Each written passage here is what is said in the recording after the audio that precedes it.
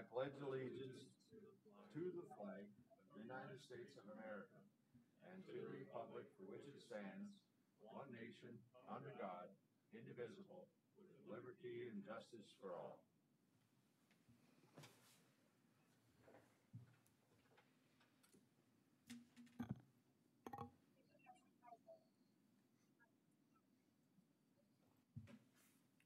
So moved, Mr. Chairman. Gillespie. Second. Second.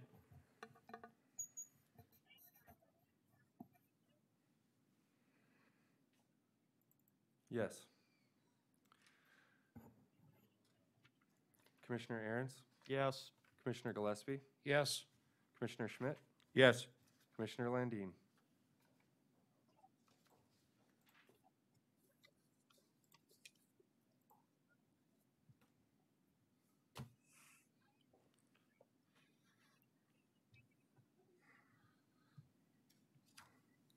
Madam Chair, I'd like to take off item 4 and 5 off the consent agenda and ask Toby to come down and explain what those issues are concerning the first readings for both of those for rezoning.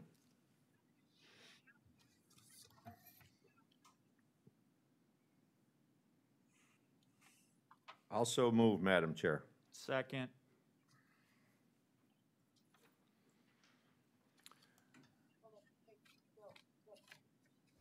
Commissioner Aaron's, Yes. Commissioner Gillespie, Yes. Commissioner Schmidt, Yes. Commissioner Landine.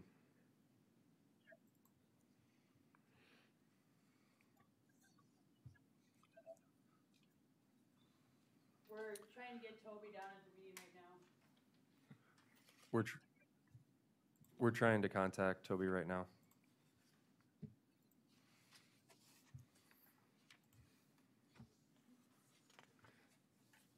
He'll be here in about 5 minutes. About 5 minutes, Madam Chair. Yes.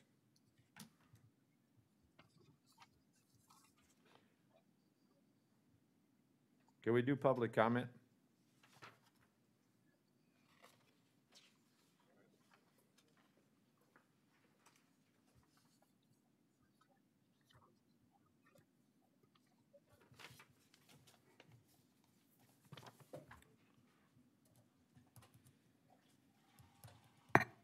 Madam Chair, I'd like to make a comment if I could. For any of you, last Saturday, the 4-H group had a craft fair at our pavilion. And for a fundraiser for 4-H, for their, hopefully they'll build a pavilion for their animal and livestock shows. Anyway, what struck me was the number of craft businesses that are out there. That whole pavilion was just full, and they had a fairly decent crowd, and I thought it was well put. And in doing so, I had stopped there once before, and what concerned me was that we have 2 young people there that are by themselves out on a highway that is well-traveled and really with very little security. So I asked Jake to see if, when he could put in a button of some kind that would automatically activate our 911. And then, Todd, I think when that comes in, you have a camera there, can watch, but also you can notify the Lenox Police Department and the Sheriff's Department. So there is some way that these can have security other than, you know, gee, people just walking in. So anyway, I think, though, that if you were there, you saw the enthusiasm that exists on the part of our 4-H kids and their leaders. So that's my comment, Madam Chair. Okay. And I have a comment, Madam Chair, too.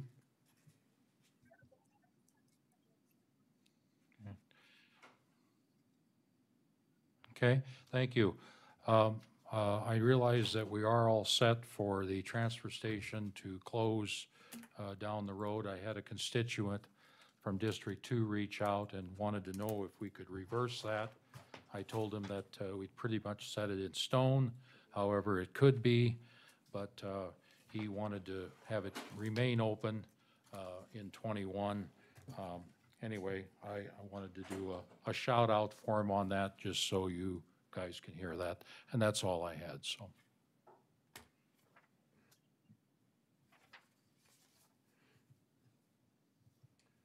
Commissioner Poppins has returned. She's doing a great job. Why would you ruin the fun? Why would you ruin the fun? I asked myself the same question, but Good morning, everyone. Yes.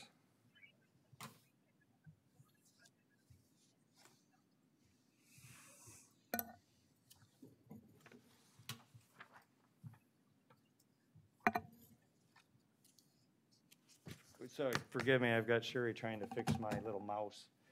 But I can do that, thank you. So forgive me, we moved or took what off the agenda?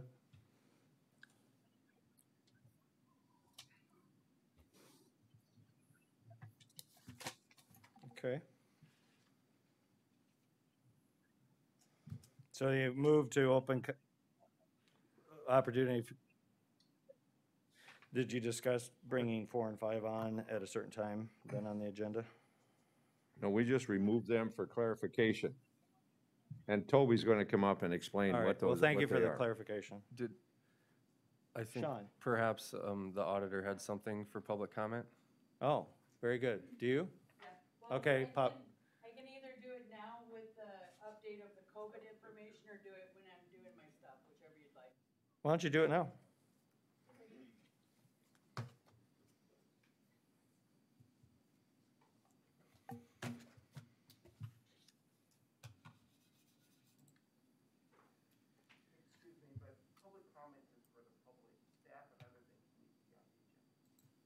Even if it's a, all right, well, thank you for the clarification. I stand corrected, she'll do it when she's talking about her other things. With that, we end public comment and move to, for clarification, I believe, Toby, you're gonna clarify 4 and 5? Good morning. Good morning. So these two items on the consent agenda are petitions for rezone that were at the last planning commission meeting. The first one, this is property south of Lake Elvin. It's approximately 160 acres.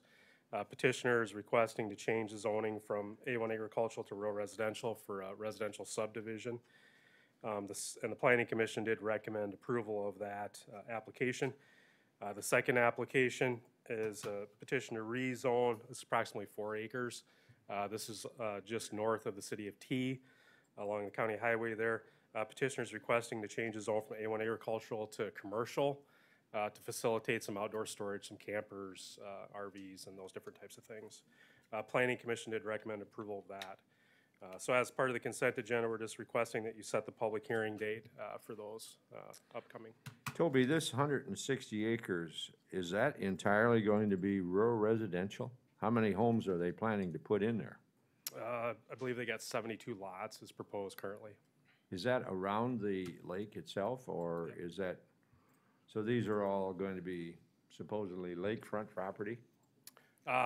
No, so this is the Carolyn Porter Trust property that's on the south side of the lake. Okay, If you recall, a portion of that property does have frontage on Lake Elvin.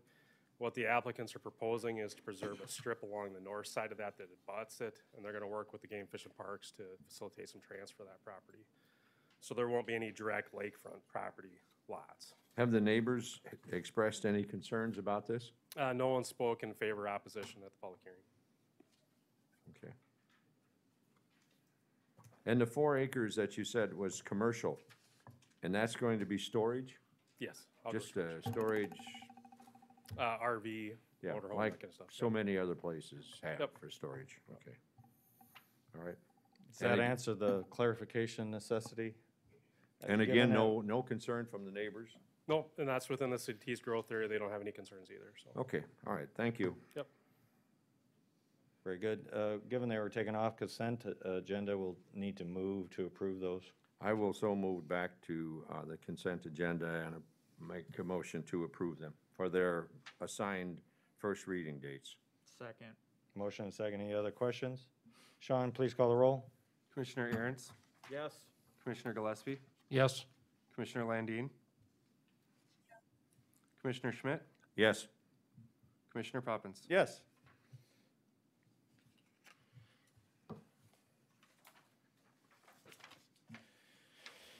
Regular business, supplement, which isn't until 9:05, so we'll need to skip, which brings Sherry back up.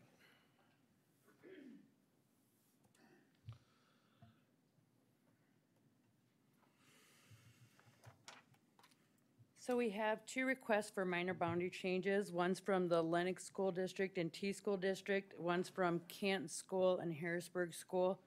I've received all the paperwork, their resolutions and everything. We just need to do an order declaring the date that it is done, and I'd like the order to say that it's going to be as of October 31st for the 21 payable 22 tax year.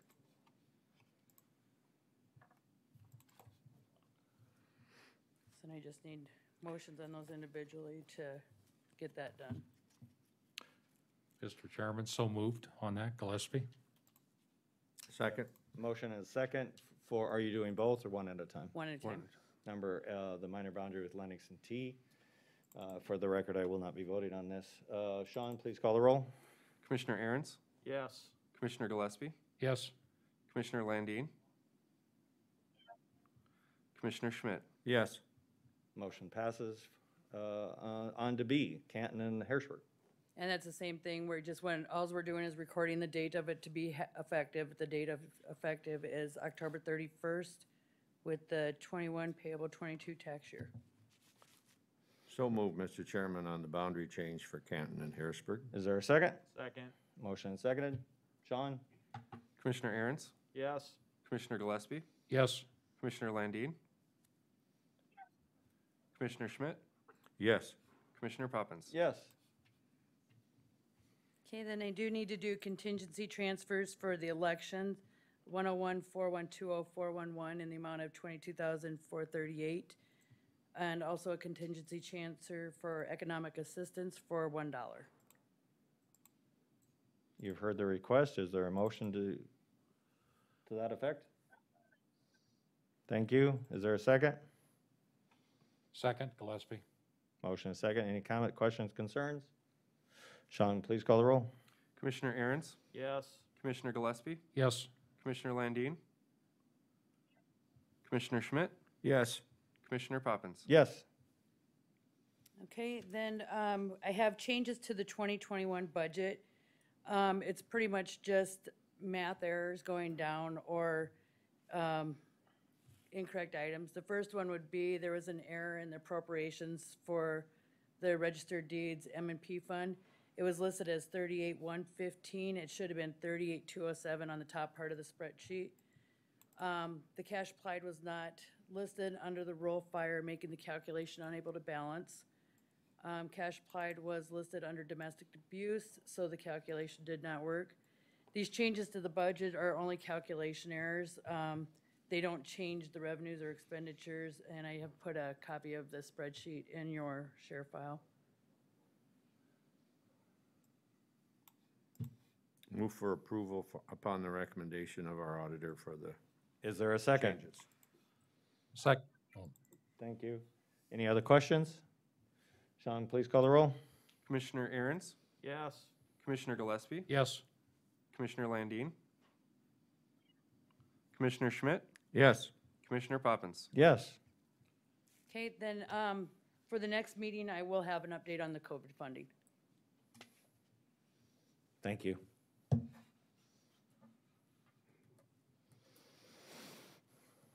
Still not being 9:05, we'll continue on to number 3. Commissioner Aaron's, you've listed 3 items on here for discussion. Thank you, Mr. Chairman. With regard to the first agenda item, update to Lincoln and Minnehaha County jail populations. Commissioner Schmidt and myself recently met with Sheriff Mills and Sheriff Swenson. Went up to meet with Sheriff Milstead, Commissioner Gene Bender, as well as the Minnehaha County Chief Deputy. We discussed potential solutions to our jail and prisoner population.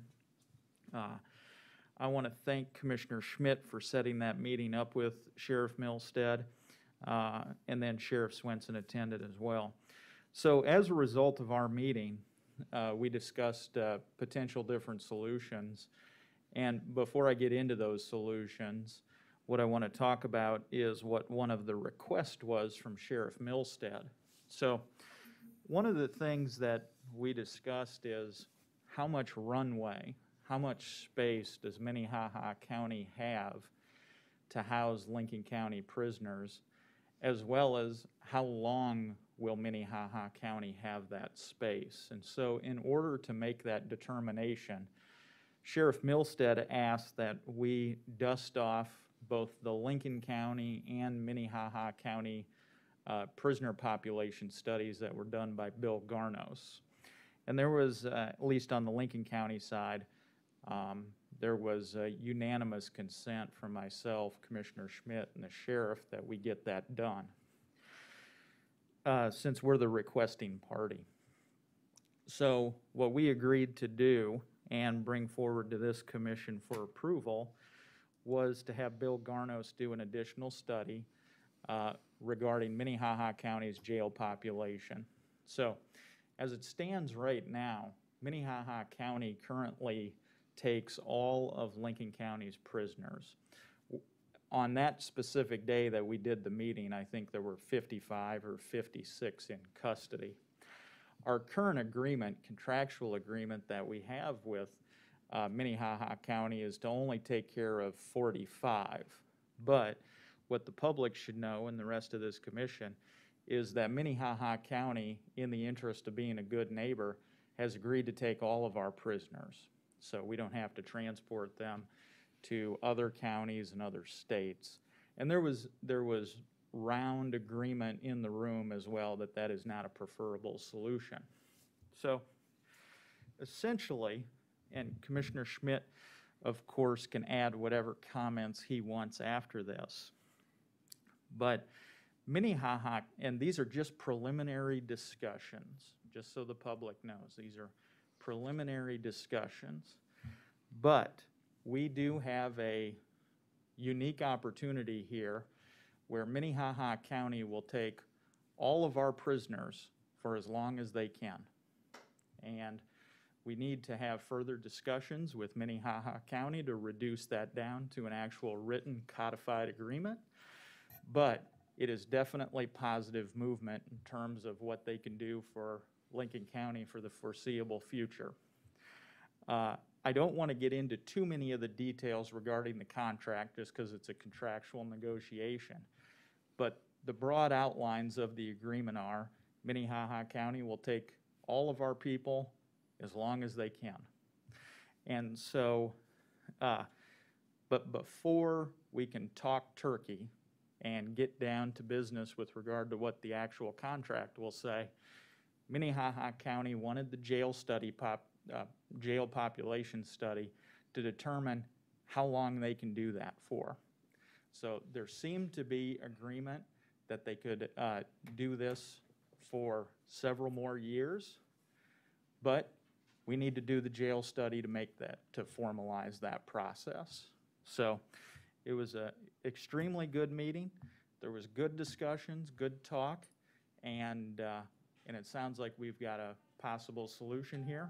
So what I'm going to be doing is I'll make a motion that we direct Bill Garnos to update the Lincoln and Minnehaha County jail population studies. Mr. Chairman, I will second that with a comment. All right, Mr. Schmidt, Commissioner Schmidt. Well, I would echo what Commissioner Aaron's has to say. I thought it was extremely positive that we can have an answer to our incarceration needs.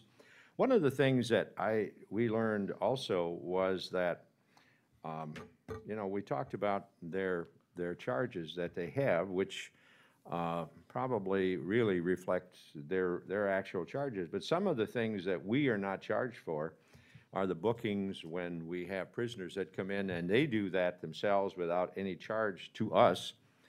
I was warmed by the fact that both of our sheriffs were in agreement and could look at each other and say this would the best possible solution. I think there are safeguards in there for both sides to evaluate continually on our particular needs. But overall, I think this will be a good solution for us and answer our incarceration situation for years to come.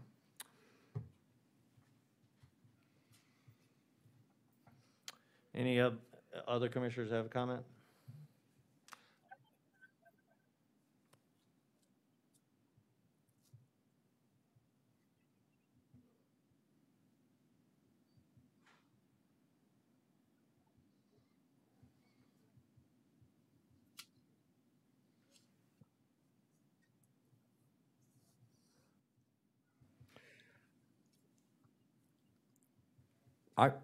Commissioner, you can, Commissioner Aaron's, but what I understood, Commissioner, was that they had just finished their study and their long-range projections while building the jail. And I don't know the last time that we really did ours to look at realistically what our incarceration numbers would be. Commissioner Aaron's, I'll defer back to you. Yeah, so since we're the requesting party here and we're the ones seeking prisoner lodging in Lincoln County, there was consensus in the room, at least, that Lincoln County would pay for it. And Sheriff Swenson was going to look into the cost. Sheriff Swenson didn't seem to have a problem with it. We thought the cost would be about $1,500 to $2,000. But if we want to make a phone call to find out from Bill Garnos how much it'll cost before we do it, I don't have a problem with that, and we can revisit it. That's not an issue at all. Are you,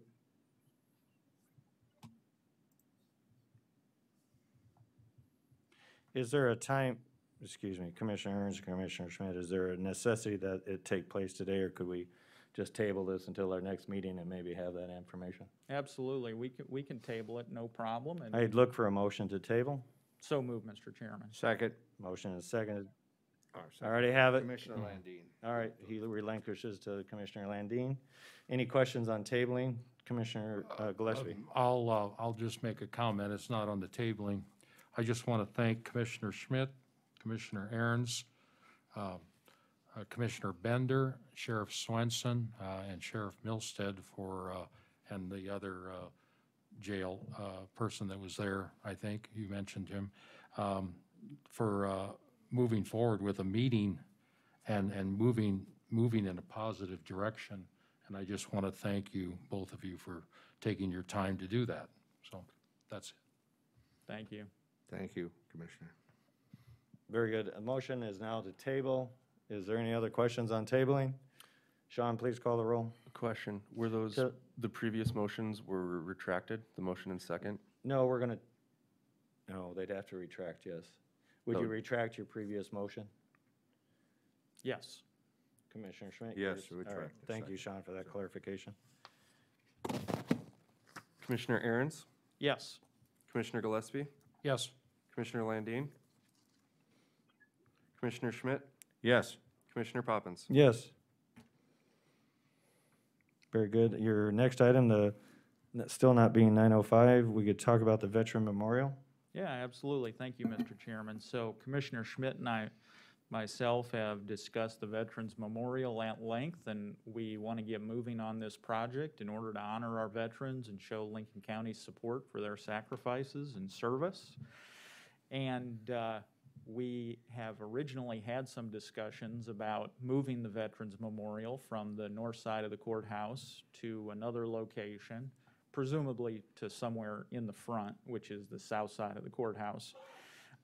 We've previously got some rough estimates or quotes on that, but now it's time to formalize that, maybe to issue an RFP and/or for John Rombo to go out and get some quotes and to start moving forward with this project.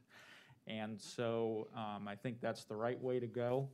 And I don't know if John is here today or not, but essentially from this agenda point, what I would like to do is make a motion that we direct John Rombo to get quotes and bids for how much it would cost to move the memorial, as well as to construct a new one, presumably in the front of the courthouse, but obviously would like to entertain discussion on that. But that would be my motion, Mr. Chairman.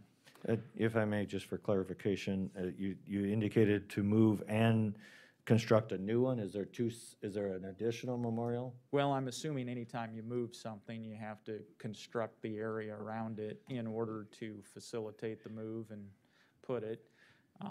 You had indicated a new memorial, so I was just trying to make sure Yeah. that we're not talking about two different memorials. No, it would be the I'll same one. Look Mr. for a second for that motion for discussion. I'll second that with comment.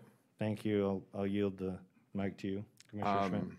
A Veterans Memorial has been on my agenda for quite some time. We have had numerous conversations with the current VFW and American Legion, and it has vacillated back and forth. And, you know, this is not meant to be a divisive thing. I'm sure that the veterans in Canton are extremely proud of what they have. And it's a beautiful facility right in back of the courthouse, and it lends to the park, it adds to the whole area.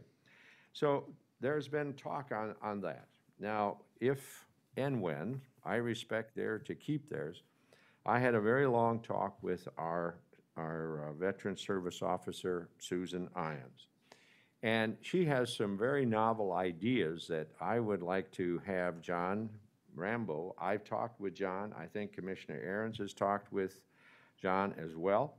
And for him to go out and to really come back with some solid amount of dollars, what it would take, either if they would entertain moving or constructing something not necessarily of a granite, but putting flags up of the 7 or 6 service areas, and you're lighting them, which would be a very attractive facility as well. So I would like just to get this thing moving so that we could get this finally taken care of, put it on the south side of our campus somewhere, and really come back with some details as to what it may look like and what the cost would be.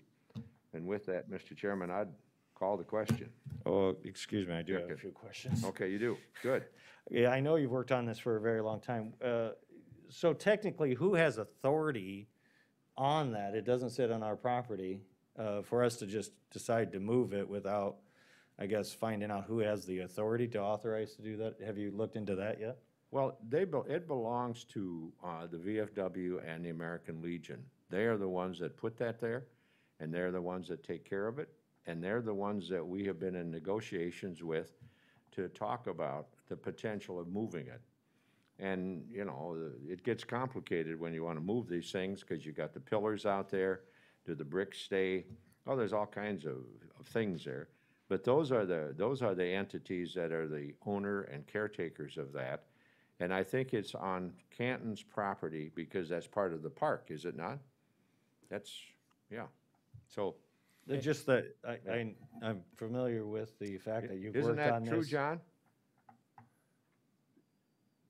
Yep. You bet.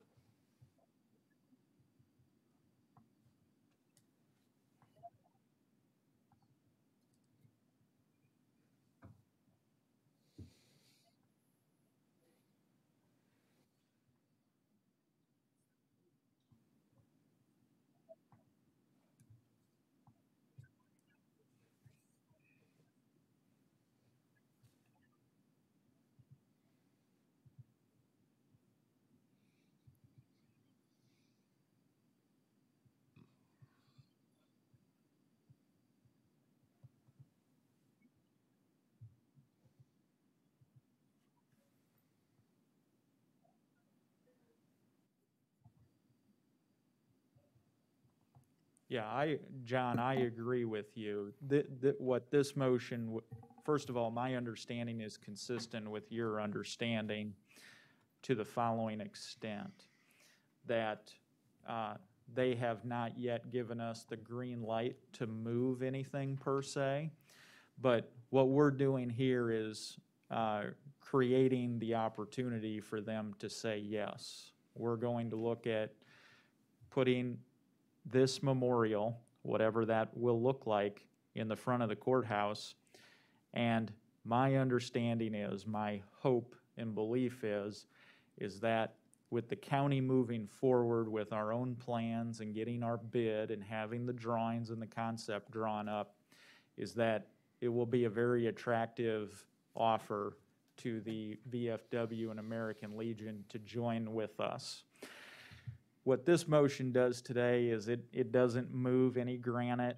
It doesn't put shovels in the ground. All it does is starts us soliciting the bids, getting the drawings and the concepts.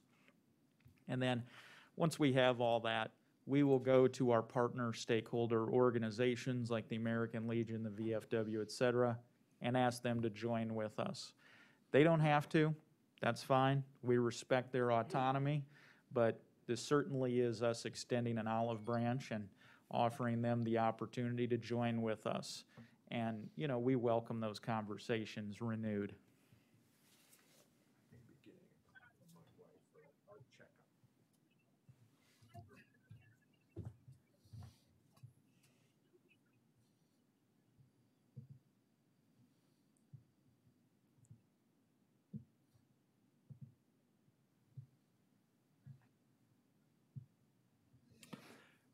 Commissioner, we had originally, when we were discussing, and as John indicated, we did have some tacit approval from both entities here in Canton to go and to move those particular granite pillars and form something right directly south of the courthouse.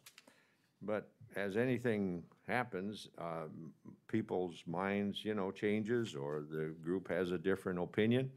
So that kind of just, I think I would best say, evaporated. So now we're really getting serious about getting one way or the other, and that's kind of the direction of the motion. If I may, John, I'm going to ask you a pointed question about your experience when you've gone looking for bids and it's a project that isn't confirmed. Do you have an opinion whether or not you're going to get good bids or anybody to bid on a project that hasn't been, you know, kind of formalized?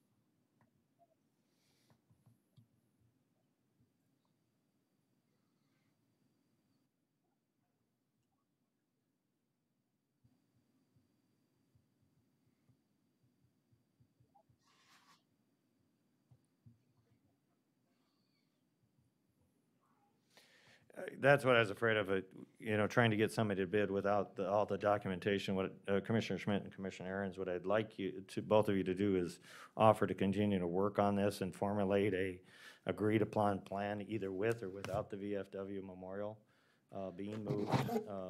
If that would be, so that when we can go to bid, we actually know what we're bidding. I would like, you know, Commissioner Schmidt and I have sat on this, and I've heard Commissioner Schmidt go back and forth. Unfortunately, with the powers that be to agree to move it in the next week, it changed multiple times back and forth. And as we hear now from Rambo, Mr. Rambo, it's doing the same thing again now. So would you, the two of you, be willing to continue to work with us and present the actual plan that's going to happen? TSP can give, you know, continued renderings and stuff for what we're doing. I mean, just to solicit bids, I don't know what we're, you know, truly bidding without that, so.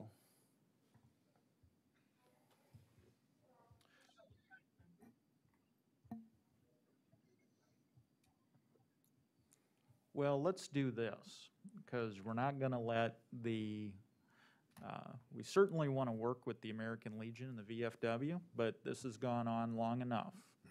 Lincoln County can show some leadership here and move forward with putting together a respectful, tasteful memorial. So I think what we can do here today, certainly willing to amend my motion to that extent, is TSP needs to produce for us. We request that they produce the renderings. We will take those renderings to the VFW and American Legion, request their participation, of course, and again, we respect their autonomy. But, you know, we'll see if they want to join with us or not. And if they don't want to join with us, we will move forward with our own. So I guess I'm willing to take those drawings that TSP created, run them past the American Legion and the VFW over the course of the next week. But, you know, we need to be prepared, and I certainly am prepared to move forward with or without them. And certainly I hope they would go forward with us. So, Yes.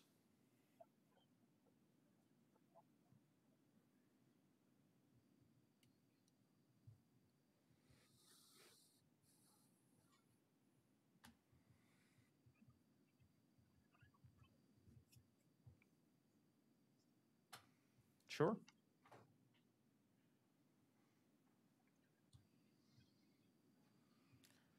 Yeah, I think that's fair enough. That gives their membership an opportunity to review it and vote on it. So I think that's a reasonable way of moving forward. so would you be willing to withdraw your initial motion, and then do you have an alternative motion you want to present? Well, the alternative motion I would present is we direct John Rombo to work with TSP to give us the renderings, and then we will jointly meet, or excuse me, John, and happy to do it myself with Commissioner Schmidt.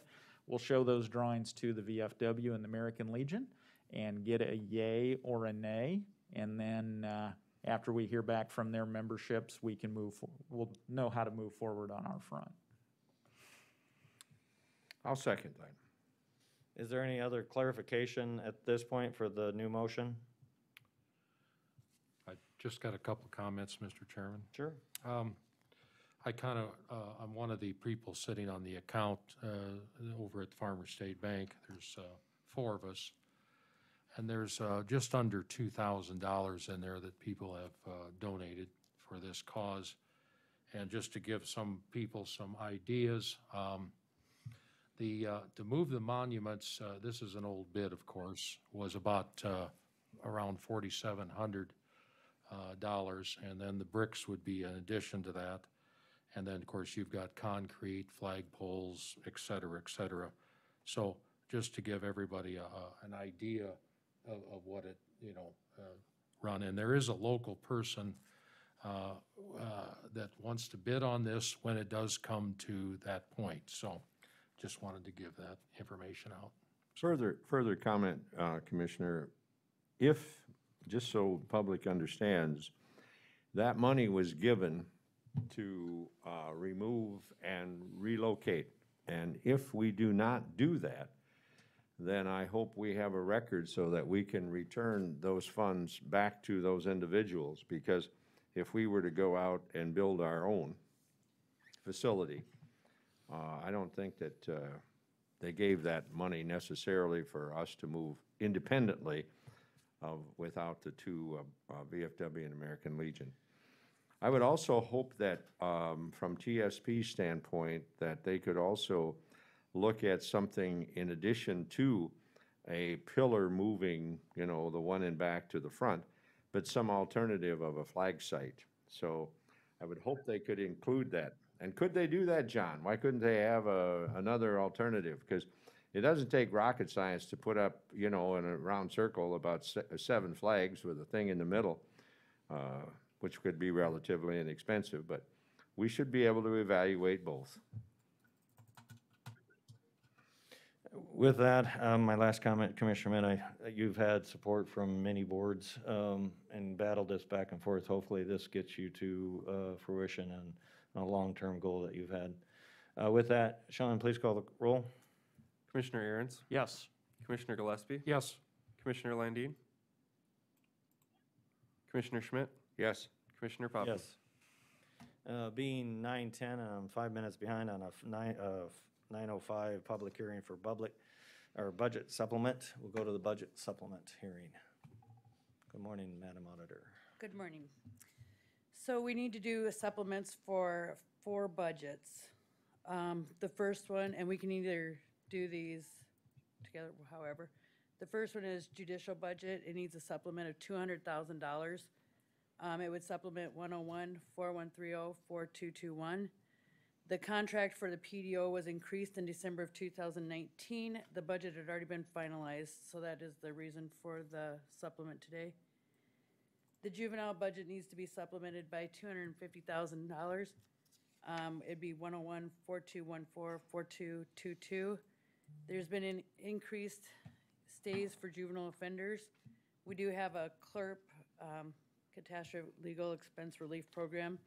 I did get information that we're receiving $114,522.88 is reimbursement from them, but that we still need to supplement the budget.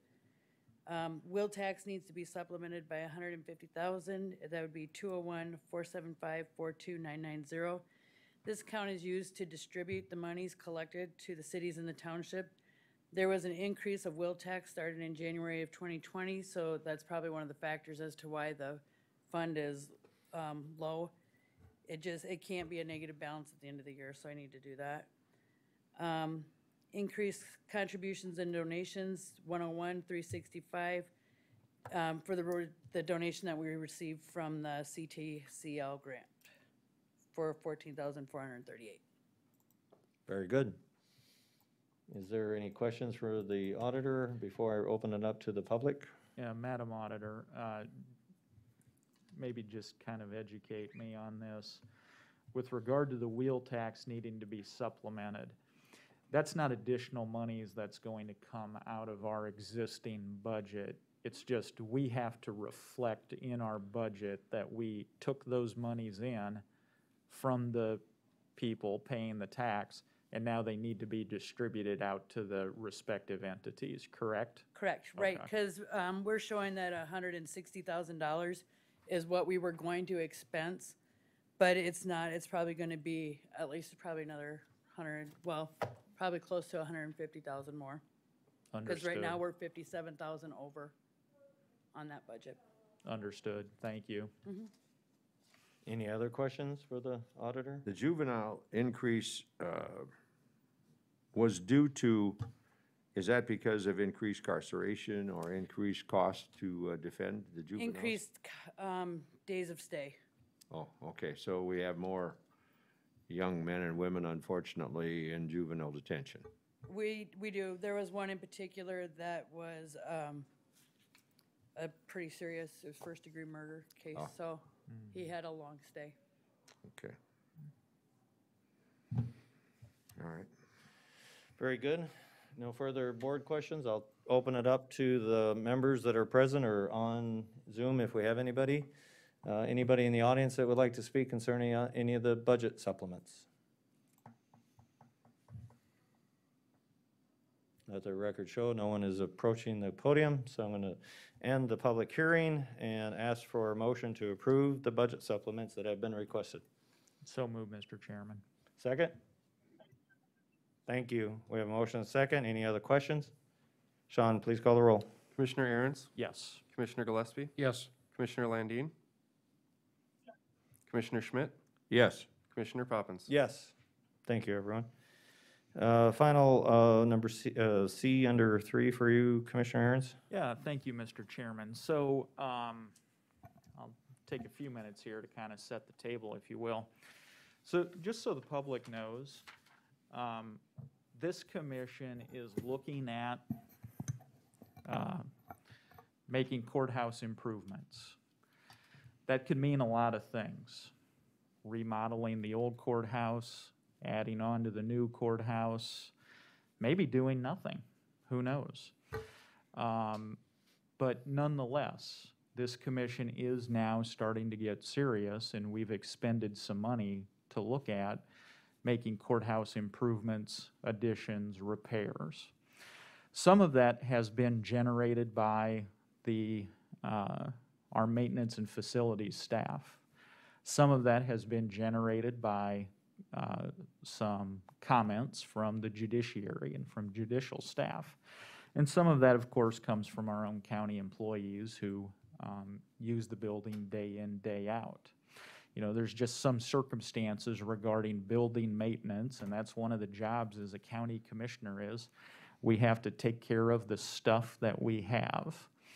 And one of the things we have to figure out as a county here moving forward is how do we best take care of and maintain what we have, and how do we balance that against budget constraints? So we've got an old courthouse right now, the old courthouse side, as I'll call it, which is currently housing a bulk or a majority of our judicial staff. And just so the public knows, you know, that in South Dakota, there's 3 branches of government, just like at the federal level. You got the executive, the legislative, and the judicial. Counties have a responsibility under both the South Dakota Constitution and, well, under the U.S. Constitution, South Dakota Constitution, as well as South Dakota statutory law, to provide for the orderly administration of justice. And what does that mean? Well, means we have to pay to house courtrooms and court staff, and there's even a statute on the books in South Dakota that says counties are responsible for housing county clerks of court. Well, here in Lincoln County, because of our increase in population, we certainly may have a need to increase courtroom size and the number of courtrooms, and we may have a need to increase clerk of court staff in order to take care of all of the things that, you know, paper filings and all of the money that goes through when people pay fines and in court cases and paying tickets and things like that. There's real people who have to administer those real things that have to be done, and they need a place to work. Well, here in Lincoln County, we are running out of space with regard to courtrooms in some of those places. Now, we have a range of solutions. It starts with maintaining the status quo, and it goes all the way up to building new courtroom space and new county employee space. I don't think anybody's made a decision yet about what that's going to look like. But we as a commission have at least, at a minimum, signaled our support for looking into it as part of the responsibility that we have of shepherding our resources. What we've done as a county is we have entered into agreements with ARC, Architecture Incorporated, to do a structural analysis of the building. They did that. They came in here. They testified. They said the old courthouse is structurally sound, but has a number of limitations due to its age.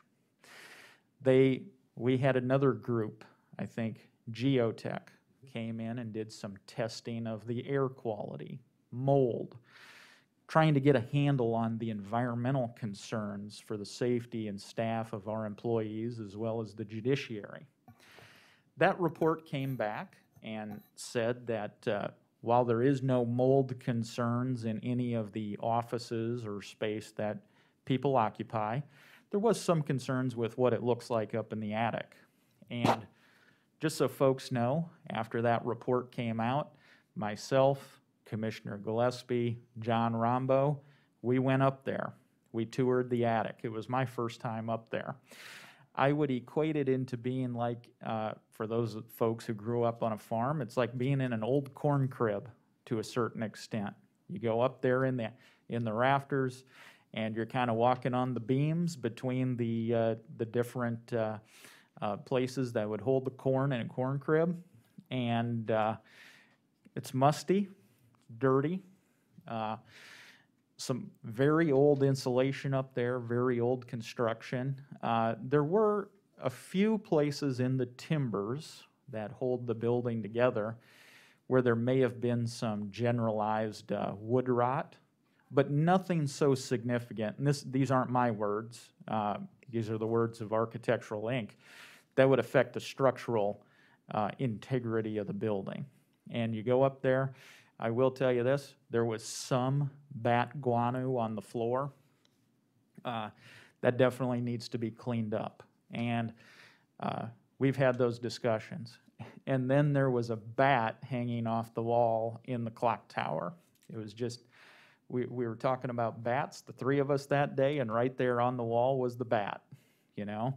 So, and just so people know, I've got bats in my house at home. You know, I've got a 2-story house, and they like to get in as well. So just ask my wife about that whenever you get a bat in your house. So I can empathize with that.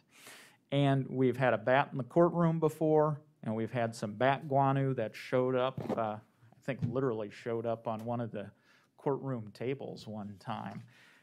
Don't ask me how that happened. You can use your imagination to figure that out.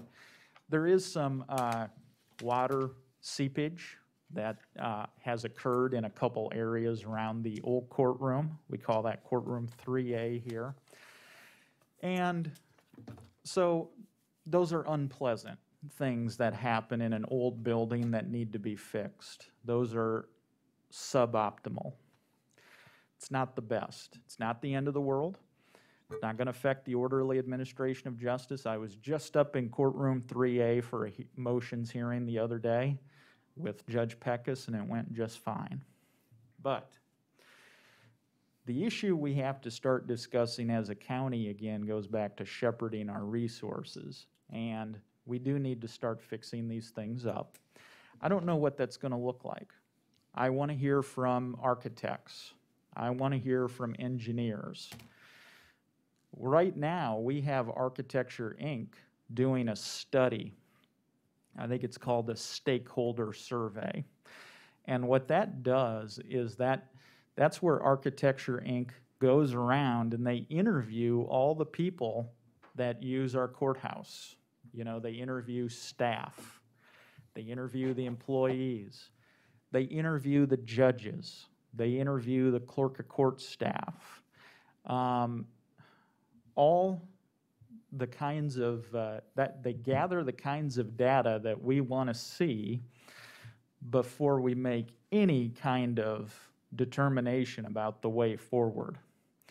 But if there's one thing that we've learned over the course of the last year, but also just generally speaking in the way that you do business with regard to the public, is we need to engage the public formally to figure out the way forward for the county. You know, this is the county's courthouse. This is the people's courthouse. And we need to get the public engaged, informed, because when you start talking about wanting to spend millions of taxpayer dollars, people anywhere, including our own friends and neighbors, ourselves, we all own property here. We want to make sure that we know that the public is invested and engaged. And, you know, it goes back to kind of a simple civics lesson, is we derive our power from the consent of the governed. Thomas Jefferson said that, Declaration of Independence. And we want people, we want to have the public support to engage in these projects, and we want to have that support before we make determinations and decisions, not afterwards. We don't want lawsuits. We don't want ballot campaigns if we don't have to, although that certainly is a right that people can pursue. And I don't want to discourage people from doing that. But in terms of just a way or a process, a preferred way of moving forward in these types of big decisions that commissioners need to make, we want to get the public engaged. So here's my thought. And this thought isn't just coming from Commissioner Aaron's. You know, this is a process that's been used in other counties here in South Dakota, which I'm about to outline. And it's a process which has been outlined in counties all around the country. You know, this is not something I dreamt up overnight. this is something that is used routinely in the public process of whether it's fixing a courthouse or, building any kind of public infrastructure process. And what I'm suggesting is, and what I'm going to make a public motion on today, is creating a courthouse improvement committee.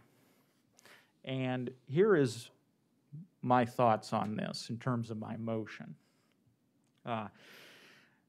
We'll call this an advisory committee. County commissions have the authority to appoint advisory committees under South Dakota law. And so as part of our courthouse improvement committee, this advisory committee will be composed of, and again, this is all open for discussion, of course, very flexible, but we need to provide the contours of some leadership here. It'll be comprised of 10 members. 7 of the members will be voting members, and they will include the following: 4 members of the public,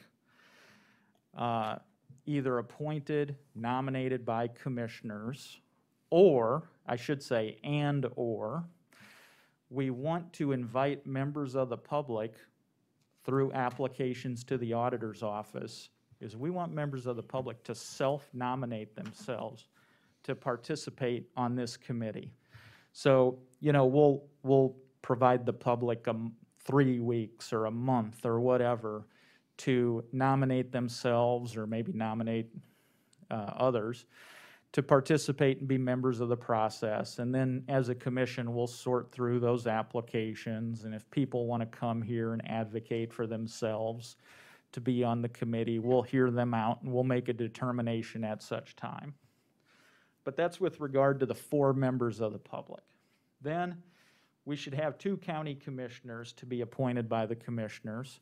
I'm since I'm making the motion on this, I'm absolutely willing to serve on this committee.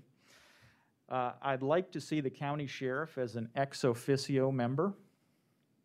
And the sheriff can designate his chief deputy or whoever he needs if he can't participate in the meeting, or if there's some kind of technical expertise with regard to courthouse security, whatnot, that he would like to provide. And then we also want to invite, and this is very important, I think, is we need to invite a judge from the 2nd Judicial Circuit. Just so people know, in South Dakota, counties comprise judicial circuits. I think we've got, 7 judicial circuits in South Dakota. Lincoln and Minnehaha counties are in the 2nd Circuit. And so we want to invite a judge, the presiding judge, or whoever she may designate, to participate in this process as well. Because, and I'll digress here again, but what people need to understand about judges and courtroom space is it's very important that if we're going to have this conversation, we want, those judges, they live in their offices. They live in those courtrooms. Judges in South Dakota, especially in the 2nd Circuit, they have the highest caseload per judge in the state of South Dakota. They spend an incredible number of hours in their office and in the courtroom. They are pulling, and I think the same is probably be said for all judges around the state, but especially with regard to judges in the Sioux Falls and Lincoln County areas.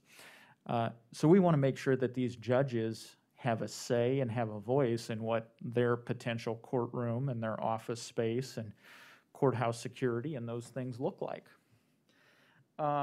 In addition to having a member of the judiciary participate, we may also need a member of the clerk of court staff or court administration to participate as well. We do have a court administrator here in, every circuit has a court administrator. 2nd Circuit has a fine gentleman that I've worked with in the past who knows the nuts and bolts of what it takes, of how the judicial side interacts or participates with a county with regard to how it uses its courtroom.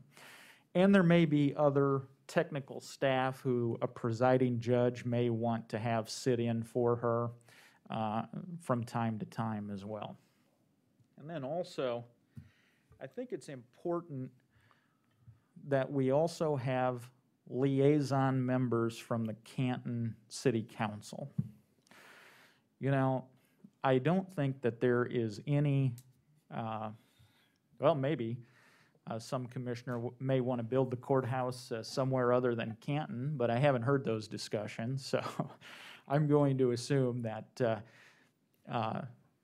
you know, we're looking at Canton here and looking at the current grounds we have. And I think it's going to be very important for us to have one or two liaison members from the Canton City Council to participate as well. Any kind of courthouse expansion or remodeling affects the community. And so it's going to be important that we have those members to participate as well. And so I think that kind of explains the organizational structure. I'm certainly open to any kind of questions any members or the public may have, but I think that kind of outlines what this courthouse improvement committee would look like, how it would move forward. I think the first step is getting the committee stood up, getting the public to apply, to want to be a part of it, getting us as commissioners engaged in that process. This is not going to be an overnight process. As I'm fond of saying with court cases, they are a process, not an event. And that's the same thing here. Building a courthouse, these kinds of big public municipal projects, it's not an event, it's a process. And we have members on this commission who went through the building, the expansion of our current courthouse, and so they have experience with it. But I think our recent experience and experiences and actions that other county commissions have taken around this state and around the country for that matter would tell us we need advisory committees to help us move through this process. I was looking at my notes here and I missed this, but I also think a member of the, you know, I said 10 members. I think I may have only outlined 9. The reason I may have missed this is because I think it's also going to be important to have a member of the state's attorney's office on that committee as well. I think that's the 10th member, if I'm doing my quick math here correctly. But it's going to be important to incorporate what I call super users of the courthouse, you know, the staff, state's attorney's office, public defender's office. We need to provide equity there.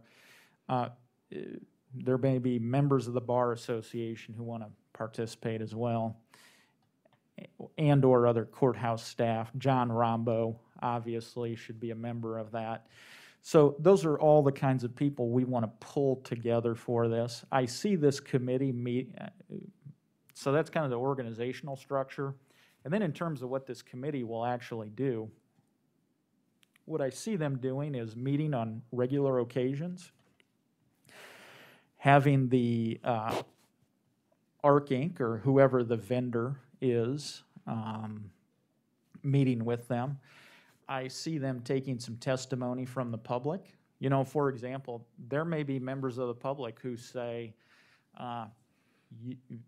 we need more disabled parking spots. Or there may be somebody who says, I can't access the elevator correctly. Maybe there's somebody who says, you need to find a new way to do security so that general members of the public can come into the courthouse without having to go through a metal detector to do regular public business. But then when you go into the judicial side, that's where you should have security. There's the public is an invaluable asset who can point some of these things out from the standpoint of being an occasional user that maybe what I call the super users overlook. You know, so super users get in with a key card. Super users enter through special doors. So there may be some things that the public is going to see that heavy users won't. But we want to get all of those viewpoints accounted for. We want this committee to meet in public. They won't have executive sessions. The general public can attend those meetings. Those meetings will be live streamed using the system here. All of those things. It allows the public to be able to participate. And the public may come in, and you may get some people in the public who say, don't do anything. Some people may say, put a Band-Aid on that thing. And somebody may come in and say, tear the whole thing down and build a new one. I'm sure you'll have lots of opinions, some more informed than others. But we want those opinions because we want to know what the public is thinking before we engage in repairing, fixing, expanding the People's Courthouse. And we can further flush out after we get the membership of that committee set, because I don't want to sit here as a commissioner and say, okay, you 10 members, you're going to meet at this times and do these things and meet this way. They're all going to be voting. 7 of them or 8 of them will be voting members. They all have schedules and lives as well. But we're going to give them a general direction. We're going to give them a tasking. We want them to come back at us with a report with their findings, what they figured out. They may create maybe some members will be split. They can create a majority report. Maybe they'll create a minority report. Maybe we'll get 2 or 3 reports from this public commission. But the most important thing is we want their report. And we have to stand this committee up in order to do this.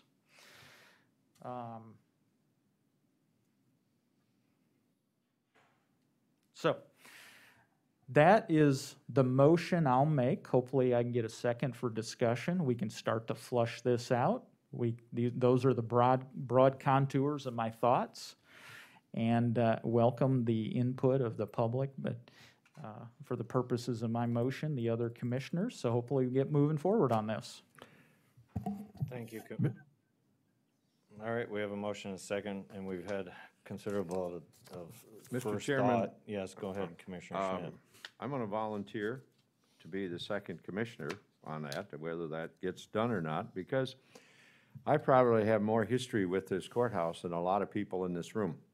I won't even touch that one. I Jim. You kinda graduated- You set yourself You up for that one. can, you can judge accordingly. But I graduated from the 8th grade in the old courthouse. And as a rookie commissioner, one of the initiation rites were to climb to the top of that clock tower, which has been secured. And if you go up there and you were to see the rickety thing, and I remember that former coach Burdell Copland was standing there, and I'm sure Mr. Gibbon, you would know that Burdell would take great pride in to see how much courage you had to climb up this rickety thing. And if you go up there, I am proud to say I have my initials in the clock tower of this thing. So I have a lot of history with this, this building, and I think it has a lot of history with South Dakota and with Lincoln County. And I think that's, I hate to see old buildings beat to demise, but I would be happy and honored to serve on that committee and listen and find out what the public has. You know, we have issues, and I just want to add a couple of things of what Commissioner Ahrens has said so thoroughly and so clearly. We have, you know, we always worry about prisoners coming in, and we do have a Sallyport that has some potential for not total security. Our judges, you know, sometimes have to walk in front of prisoners, and I think they deserve to have complete security. So, I mean, there's all these things that we get to flesh out during this period of time. So that's my comment, Mr. Chair. I think there's total support in looking at the needs that we have for the courthouse. One of the things that I think that will be foremost is to actually do a study of what our projected needs are. And I don't know if there's an expert from Architectural Inc., but maybe somebody else that maybe have to be hired to project what kind of needs we may have for the future, which be, I think, part of your discussions. I would like to see some refinement on what your proposed 10-member of the public, you know, we're a little bit more on that, what criteria, if they need to be just resident or have some expertise in a certain area, if that's preferred. But I don't, there's a need that we have to do, and if this is what we need to do to get started, I'm in support of that, so. And I also echo support to Commissioner Aaron's and my fellow commissioners on this matter. Very good. Sean, please call the roll. Commissioner Aaron's, Yes. Commissioner Gillespie, Yes, Commissioner Landine, Commissioner Schmidt, Yes. Commissioner Poppins. Yes. We're done with that. Now, back to the agenda. I haven't skipped anything. No, sorry. Yes, John, sorry, I am skipping. Good morning, Commissioners. Good morning. I, here today to ask if we can get posted on the website for the closure date with the transfer station. Just to get it out to the public, and so that we can start with, like Voss, the vet. Sure, sorry. Thank you. I'm looking to get, posted on our webpage, the closure date for the transfer station. Do you have a date in mind, John? Well, the letter that we sent to the state has December 28th as the final date. And I'd like to slow the garbage coming in, or stop actually, like the 23rd, and do our walkthrough with the state on the 28th. Has any conditions changed out there since the budget time of this year that would give you any hope that the facility can be self-sufficient or even remotely improvement? You know, unfortunately, with the further lack of maintenance, it's getting worse. In fact, Light Electric's there right now with a power issue. But, you know, the floor in our newer trailers is leaking bad. It's got holes in it. I mean, it would take quite a bit, I think, to keep it going. What was the estimate I had for budget was around 30,000. That was for pit floor repairs and for the trailer repairs. And I've done very little maintenance in the last 6 to 8 months. I mean, just trying to stay afloat right now. But I need to get, you Yep. know, so by the 28th, I need to get all the recycling, cardboard, tin, newsprint out. That was the requirements of your- the state. And all Your the garbage. request is to close to haulers the 23rd and make the official close date the 28th. The haulers have been very good about my already earlier requests as far as backing down, like our front load trucks that would bring the filters from Show Place, which are a fire hazard. I've asked them to quit bringing those. So it's already slowing down. I'm slowing it down, but I'd like to make the last run to the landfill possibly the morning of the 28th or even the 23rd, because that's part of what the state wants, is everything all cleaned out. And then I guess we'll have to go from there and figure out, you know, we got a bunch of old pallets down below that we gotta get rid of, and some surplus items, the old lawnmower and stuff like that, but Okay. it'd give me time to start working on that and getting a list together. You've heard the request from John. Is there a motion to that effect?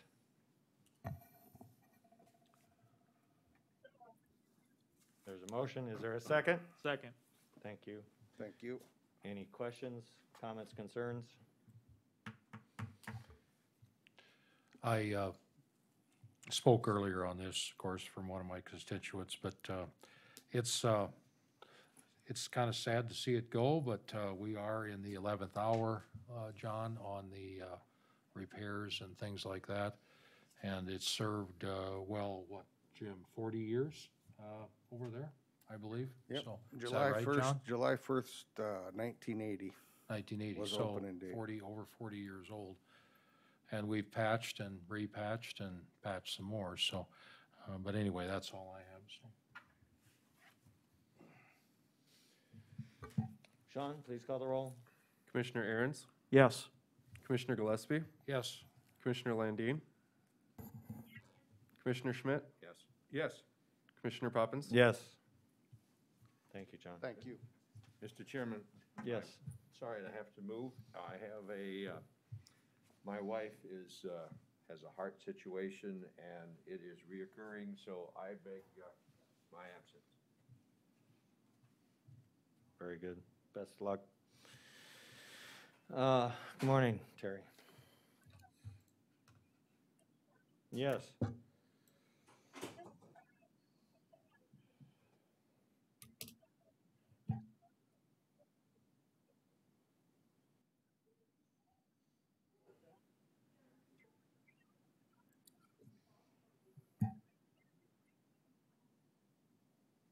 You have until 11 o'clock?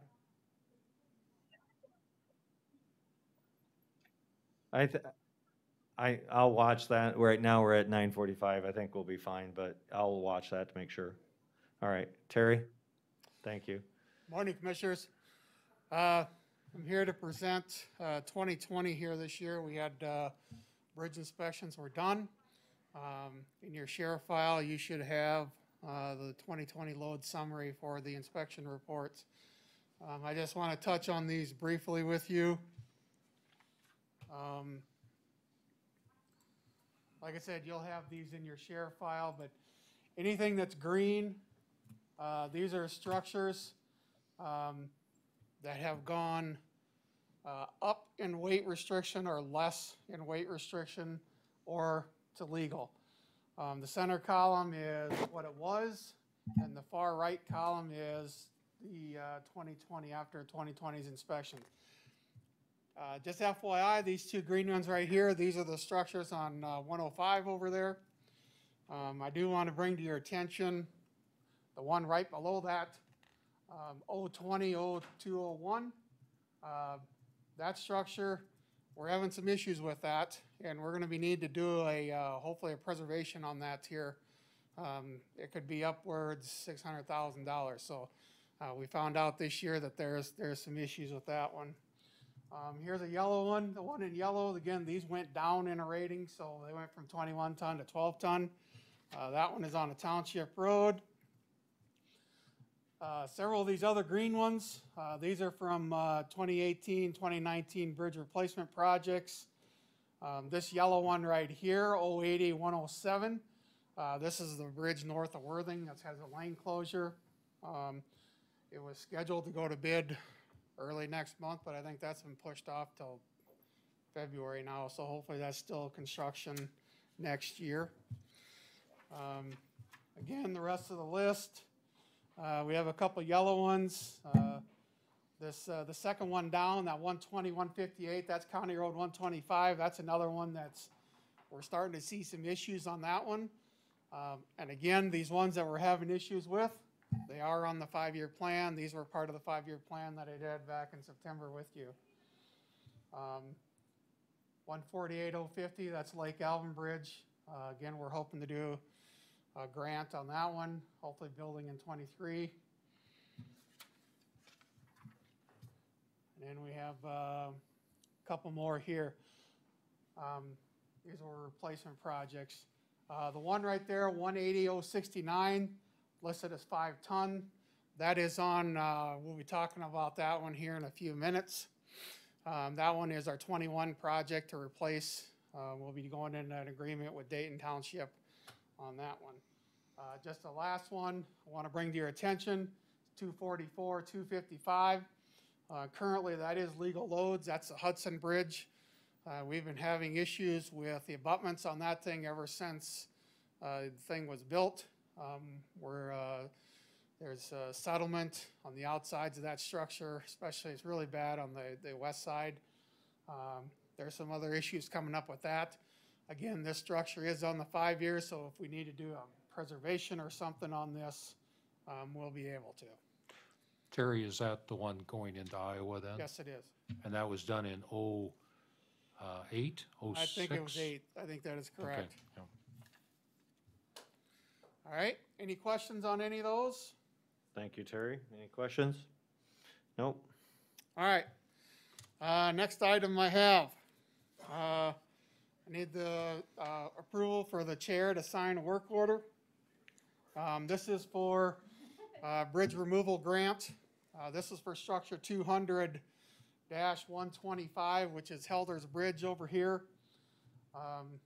Basically, we are awarded a removal grant on this structure. Again, this is going to be an 80-20 split cost share on this. So I just need approval for the board to, or the chair to sign this agreement.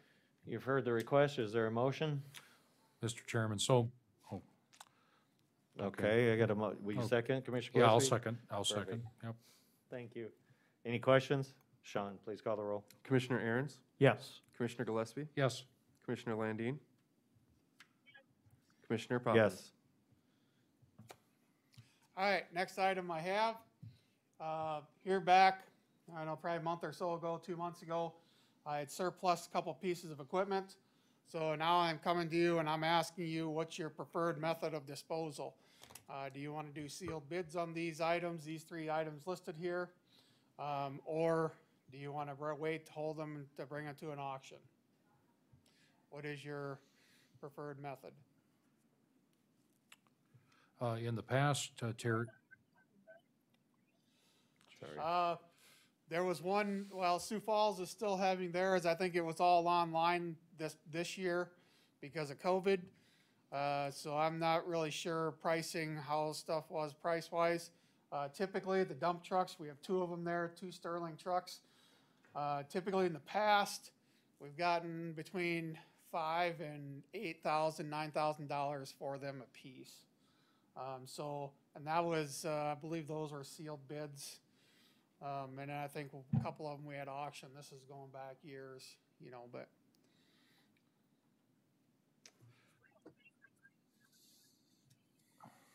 The dump trucks, I think the dump trucks are probably top dollar. It's probably 10 grand a piece. I would be surprised if somebody's gonna pay more than that, but as far as that other piece of equipment there, that is a 1983, it's an International Huff. It's like a tracked loader. It's a really old thing. It's got steel tracks on it. Again, that's another thing that we got rid of. It's just outlived its usefulness for us with the track skid loaders that we have now, so. we've done, Doesn't matter to me. I'm good either way. oh, man. Like I said, I guess if we're gonna do sealed bids, then we'll have to do appraisal. Let's get together a couple commissioners and we'll have to do appraisal on these items. I'll yield to Commissioner Gillespie. Commissioner Landine, seems like sealed bids have worked fairly well in the past. That's just my suggestion. I'm not hung on that, but that has worked fairly well. Half again. What are the fees, Terry, to haul it up there? Do you know? To Sioux Falls, I don't know. I'd have to look on that. I don't know if Sherry remembers what they charge. I don't. But it's not till August. Yeah, it won't be till Oh. August of 21. All right, with that, I'd ask for a motion, I think, to dispose of this quicker than that. So if the only option then would be to select bids. Is there a motion to that effect by anyone? there- Second, Mr. Chairman. Thank you. Any questions on that? Are we gonna appoint the appraisal committee with this motion as well? No, we'll need to do a separate motion. Okay. Are you including the dirt with those items then too, Terry, or what do you want to do? That'll be a separate item. Okay, so it's the 3 items. Sean, please call the roll. Commissioner Aaron's, Yes. Commissioner Gillespie, Yes, Commissioner Landine, Commissioner Poppins. Yes, Terry, do you have 3 recommendations for someone to appraise this equipment by chance? Do we need a couple board members? Yeah, And then typically you get them because it's the easiest to finagle them into it, so. So, yeah, Happy to do so. okay. We have 1 volunteer. Is there another volunteer on the board? I I'll have take- second one. I'll take I'll do it. All right, there's our 3. I move to those effect. Is there a I'll- motion? So moved, Mr. no, Chairman. Second, Motion seconded. Do you have the 3 names, Sean? Very good. Any questions, Commissioner Landine? Please call the roll. Commissioner Aaron's, Yes. Commissioner Gillespie, yes, Commissioner Landine, Commissioner Poppins. Yes. Next item I have is the disposal of excess dirt from a ditch clean project. Here about 2-3 weeks ago, we surplus this dirt. It's about 1,150 ton roughly. I don't know what your preferred method is, if you want somebody to do sealed bids, or if you just want it, first come, first serve, come get it. You load it, you take it out of there. This is located, just outside of T, on the west side of T, so. I would, given that I've donated the space for this to sit, I really don't want to see it as a drug out thing where it's first come, first serve, and, Okay. and if you're gonna, I would recommend either do a bid on it or just dispose of it one way or the other, because Terry, of the quality, it's silt, that kind of stuff, so, and I do want to make sure that they're coming on a timely manner if it does go to bid, so. I, again, won't be voting on it, so it'll be the three of you needing to vote on this. so. Yeah, I was just gonna ask, Mr. Chairman, is it fill dirt of any quality that has that value, or is it just it was- silt? It was a lot of silty stuff, kind of mucky. There's a bunch of cattails in it. I don't know, I suppose it has a worth to somebody. I mean, I think if you leave it set for 3-4 years, let it die out No. somebody. No. Not on his property, but anywhere else, yeah. Nice try though, Terry. I wasn't meaning to leave it there. So is there, desires? What do you think the value of it is, Terry? I have no idea what filled dirt. I don't know, a couple bucks a ton. I don't know. Good fill dirt is like $5 to $7 a cubic yard, Yeah. so probably not that. I mean, somebody might pay it. I mean, it's like I said, it's about 1,100 ton. I mean, I don't. The only thing that I do request is that the conditions have to be right for whoever comes out. If it's soft, given it's in a pasture, I don't want to have ruts out there is my only caveat to it, that it has to be of a certain time frame to get them out there, so. I'm open to anything. It doesn't, couple bucks a yard? Is that what you're thinking, Terry? Well, I don't think it'd be worth much more than that. I know Okay. when we bought fill dirt, just clay, I think we were paying $250, for that. I mean, it's probably, I don't, like I said, maybe up in that area, it might be worth something more to somebody up there. But they gotta come and get it, load it, et cetera, so. So sealed bids? Is that what I'm hearing? Yeah, that would be fine with me. Okay. It just, I want the contract to be written. Yeah. That I do have some say on when they come to get it, if the conditions aren't right, so. Yeah, of But thank course. you. Yeah. We don't Whether- want anybody ripping up anybody's yard. Nope, well, it's not a yard, but that's all right. Some would consider a pasture yard, but not yet. Terry, I think if you can work with Bill and get a contract to go to, I'm gonna ask for a motion to go to seal bid on that. Is there a motion to that effect? So moved, Mr. Chairman. Oh, jeez. Commissioner God, Landine, this- I have a motion. Would you Yeah. be willing to second? Thank you. Any questions on that? Sean, please call the roll. Commissioner Aaron's, Yes? Commissioner Gillespie, Yes, Commissioner Landine, Commissioner Poppins. Yes. Was that a conflict? I'll retract that. I may, given it's online. Thank you. Next item I have for you is permission for approval for the chair to sign an agreement. It's a joint powers agreement with Dayton Township. As I said earlier, that our 21 bridge project, we will be replacing a structure in Dayton Township on a township road. This is one of the structures that was close to closing, and the township deems that necessary for their travel in that area. So they're willing to go into an agreement with us to pay for this structure, 20% us, 80% us, 20% them, up to $100,000. So You've heard the request or explanation. Is there a motion to that effect? So moved. second. Any questions on it? Sean, please call the roll. Commissioner Aaron's, Yes. Commissioner Gillespie, Yes, Commissioner Landine, Commissioner Poppins. Yes. last item I have for you, it's not, I don't need approval or anything, but I just wanted to let you know. We have that asphalt paver, I think it's like a 2002 or 3 model. We're gonna have some significant work done to that thing this year. A lot of repairs need to be done. We gotta replace drag chains, the flight chains and the plates on it, a whole bunch of bearings while we're in there. And the cost estimate we got for that is $68,000. So, but again, doing these repairs and updates on this, should take us out another 8 years, 10 years, hopefully. So in other words, you're just letting us know, so when that So when that. claim comes through, we don't fall off the floor. That is correct. All Like I right. said, it could be upwards of 70,000, so. Any questions on that? Thanks, Terry. All right, thank you. Morning, Julia. Good morning. Good morning. Let's first do this.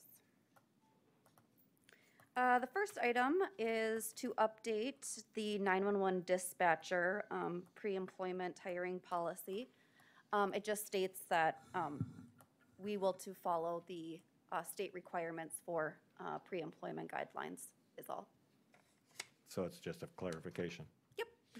You heard the request. Is there a motion? So moved. Second? Any questions? Sean? Commissioner Aaron's, Yes. Commissioner Gillespie, Yes. Commissioner Landine, Commissioner Poppins. Yes.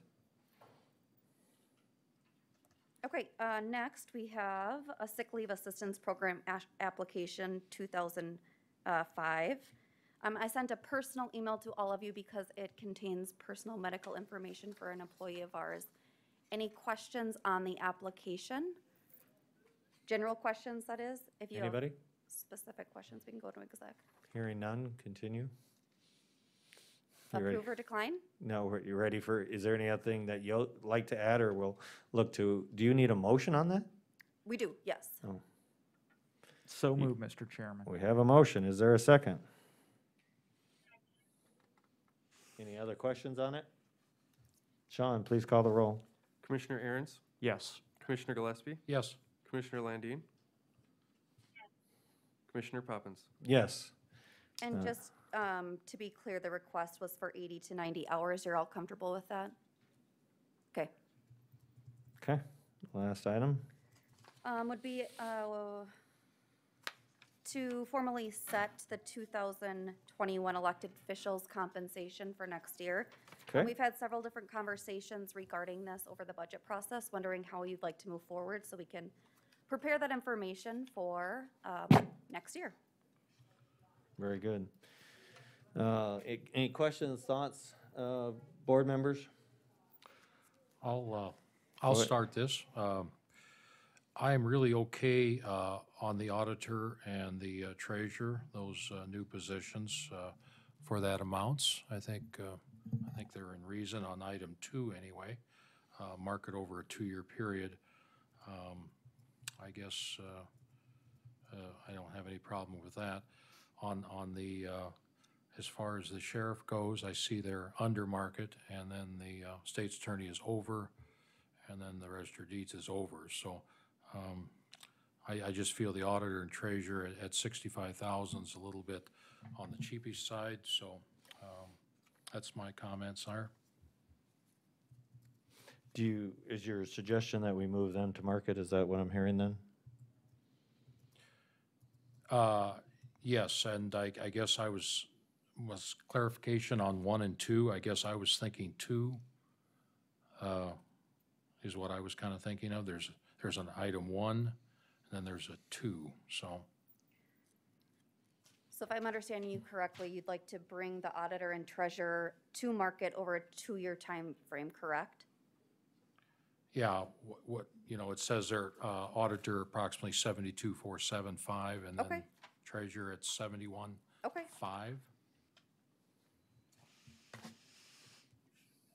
Yes.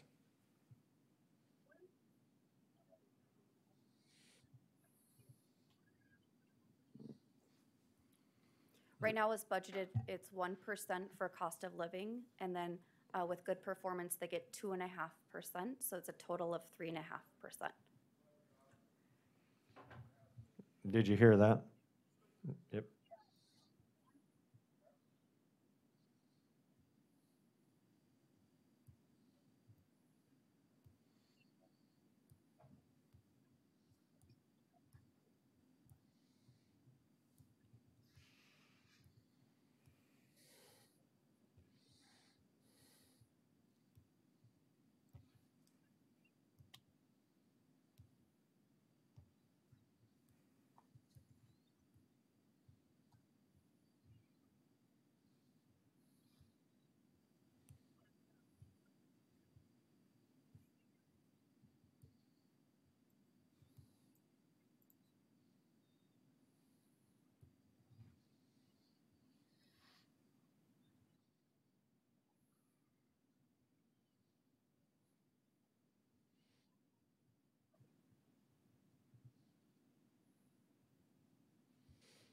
Okay.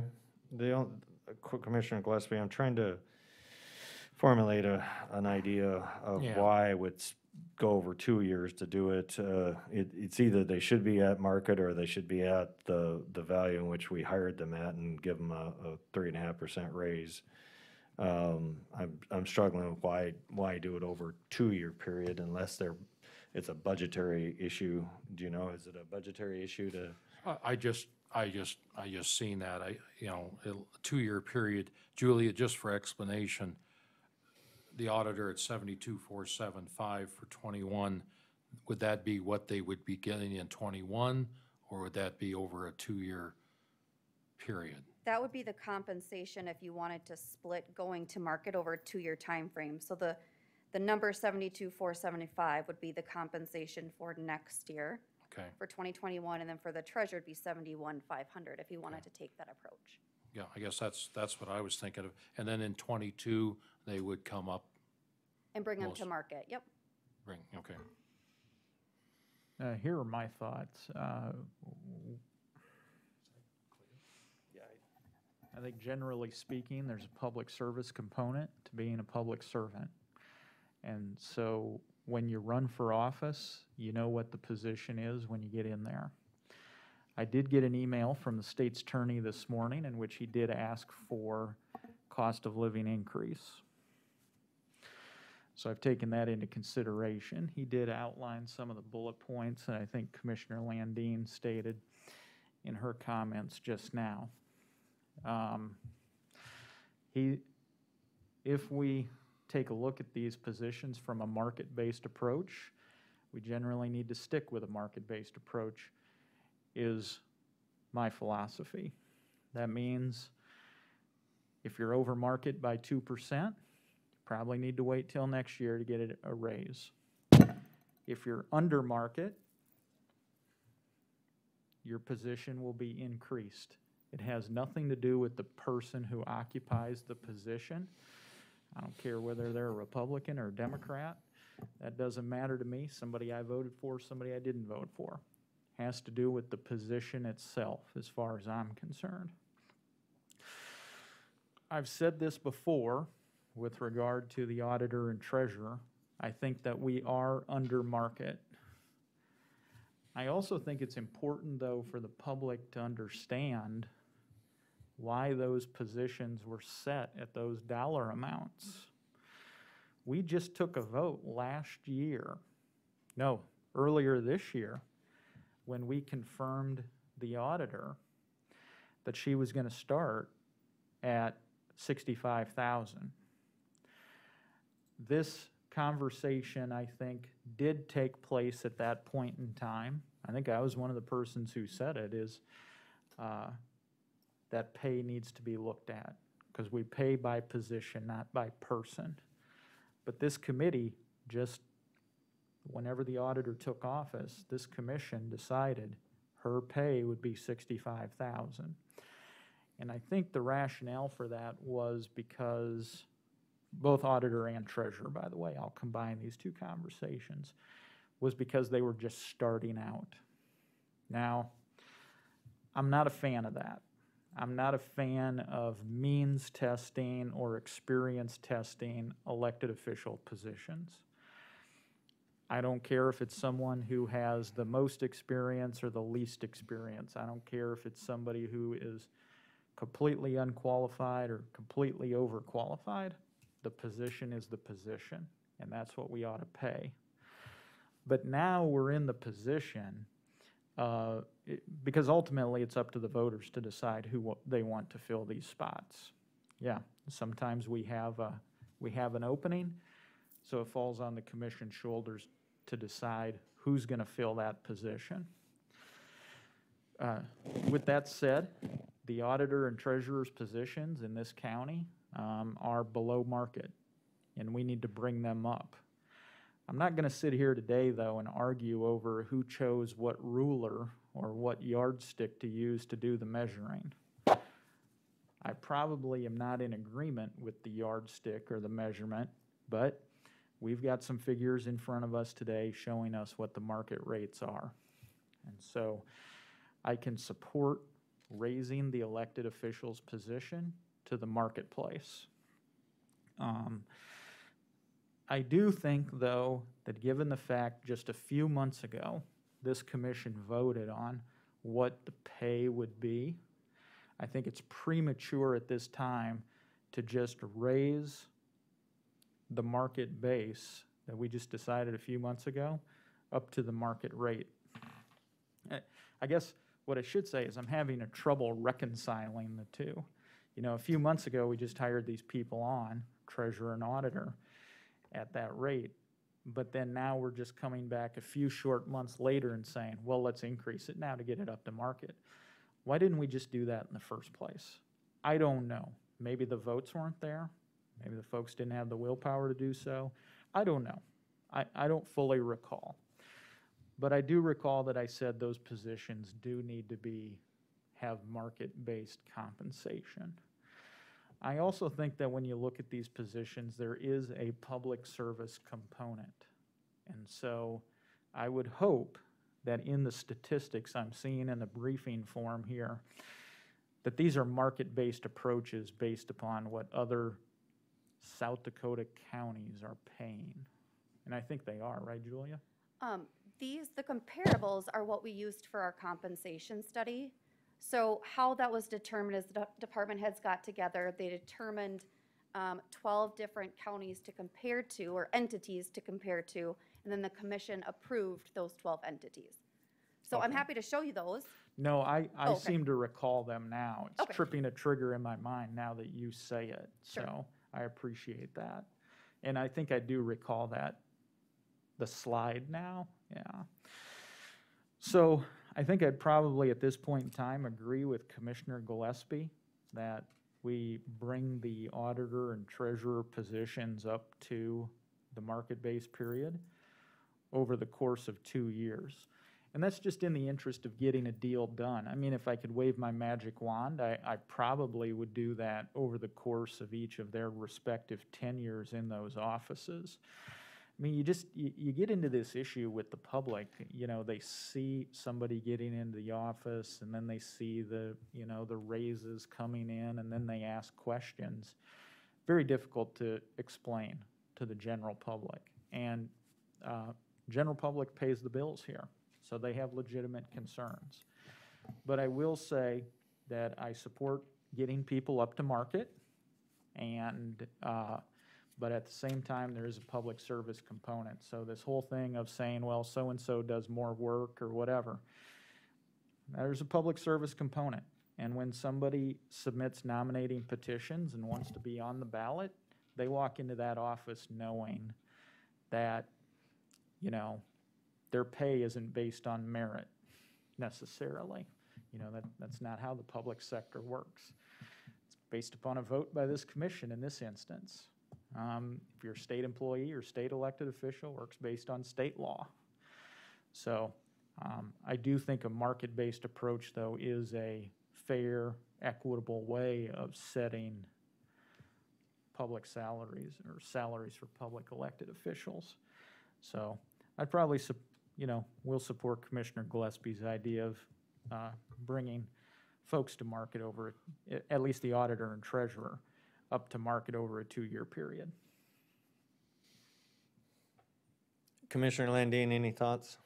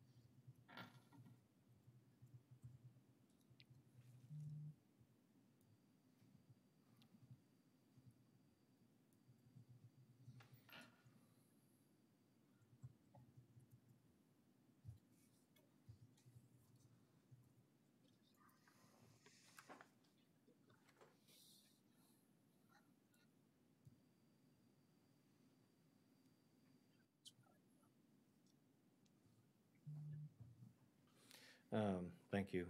Julia, a couple of things I'd like to clarify for everyone. We did a market evaluation, and there were several non-elected officials that were found to be considerably under market. Would you share with the board and the members in the audience and listening in, was that done over a period of time, or was that just a action that was done within the next budget or in the next pay series? It was the next calendar year they brought to market. They just brought it to market. It Yeah. wasn't over a period of time. Yeah. That was through the compensation study a couple years ago. Is that what you're referring to? Yeah, there were several, I can't remember if there were 3 or 4 that were found to be substantially different, and they were just brought back, or brought to market the next period. The second thing I'd like to, our history has been, although again, I don't know that we're bound by our history always, but I do believe it is something that we hang our hat on many times, is in the past, we have given the cost of living increasing to elected officials if they were found to still be at market or slightly above market. So it was a small compensation for those positions that have been in existence, not to have them go backwards and to still get the cost of living. Am I correct? Is there any year where we didn't give an elected official the cost of living increase, even if they were? The commission, yes. The Others, commission, I'm no. excluding the commission. I'm talking about the other elected officials. So to answer your question, I'm just going to tweak it a little bit. Typically, if somebody is over market these positions, the commission has been supportive to give those individuals whatever staff is getting. So in this case, it would be the 3.5%. That has been our history. All Right, yeah. All right, just for clarification. Yes.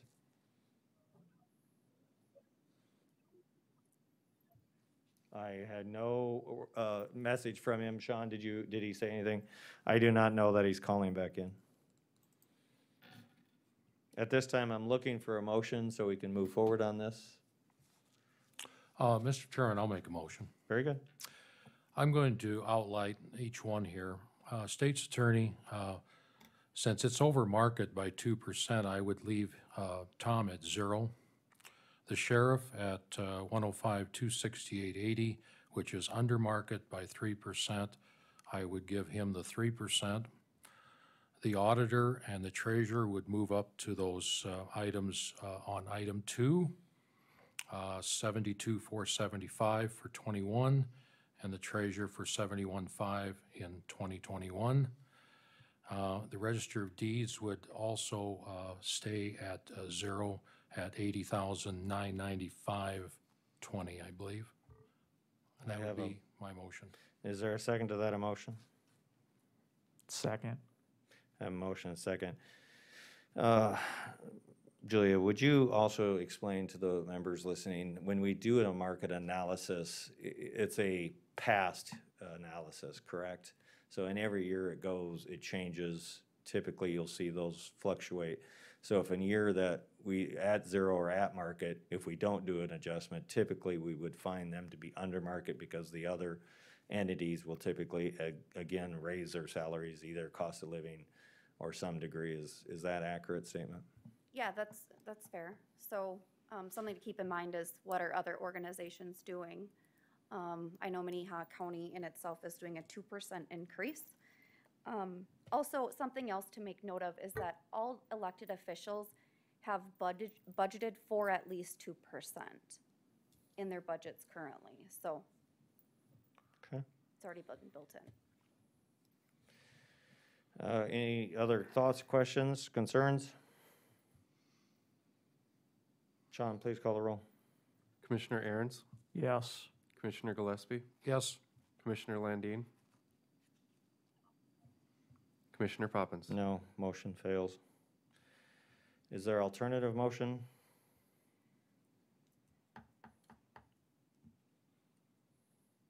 Julia, lead us through here. If we don't come up with an action today, can we defer this to another meeting, or is this our drop dead date? We would really appreciate these numbers today. I don't think you're gonna get them today.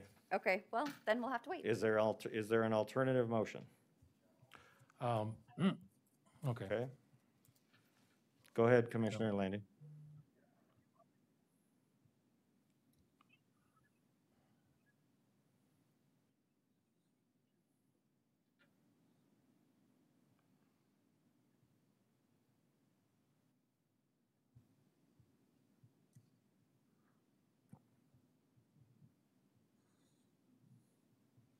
right, is there a second to that effect? Due to lack of second, that motion fails. Is there a third motion? I'll make a third motion. All right. Mr. Chairman. I will bring the state's attorneys up 1%. He's under market by 2% now. And then the registered deeds would remain 0, and then the sheriff would get a 3%, as I stated before in my first motion. And then, of course, the auditor and treasurer would be at that option 2 on the bottom of the page.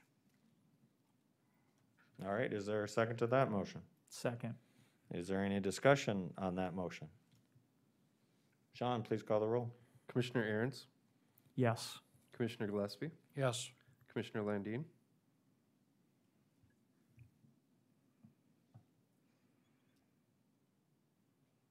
Commissioner Poppins. No.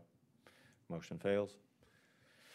Should we try it one more time, or are we gonna have to push this back until we have a full board?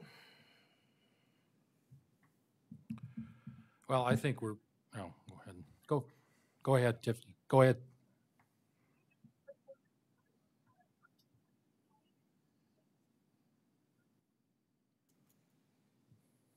No. I can't, with her 5.5 over market, Tiffany, I have a hard time doing anything there, so. Well, I offered a 1%. I guess I feel, you know, he's over market by 2%. I feel that's not too bad. Julia, is this an exact science, this market analysis that we do?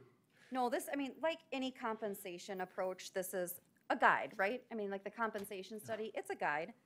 And as people come into office and come out of office, the information will change. But this is where we're at right now. So it's mostly just meant as a tool to Yep. understand where people are at. And that's how the commission has used it in the past. They look at it. And then, like I said before, they've typically done what they give other staff members.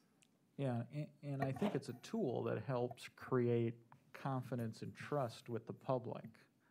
They know that you're not just giving somebody a raise because you're their buddy or you have some fealty or affiliation to them.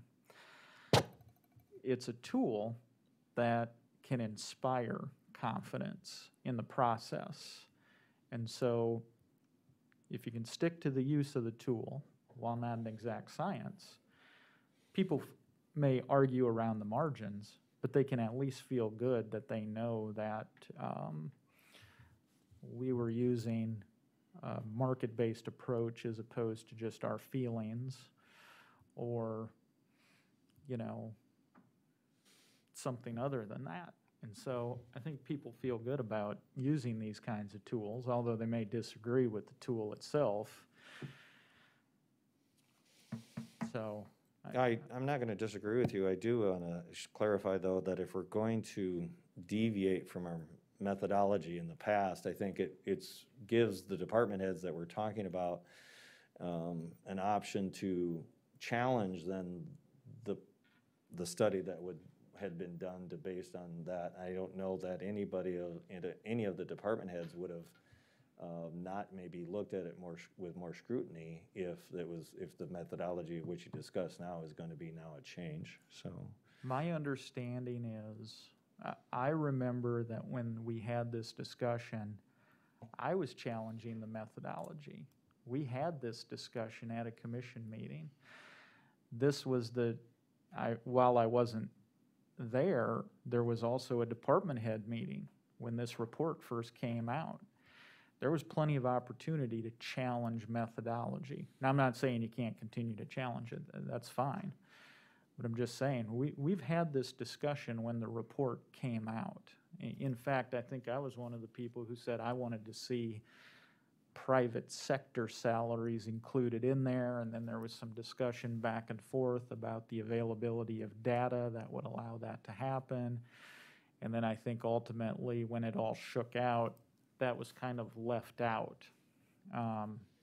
at least with a certain component to the methodology. But I think the time, we had ample opportunity at the time, although people are free to continue to comment about it. We did have an opportunity at that time to talk about the methodology.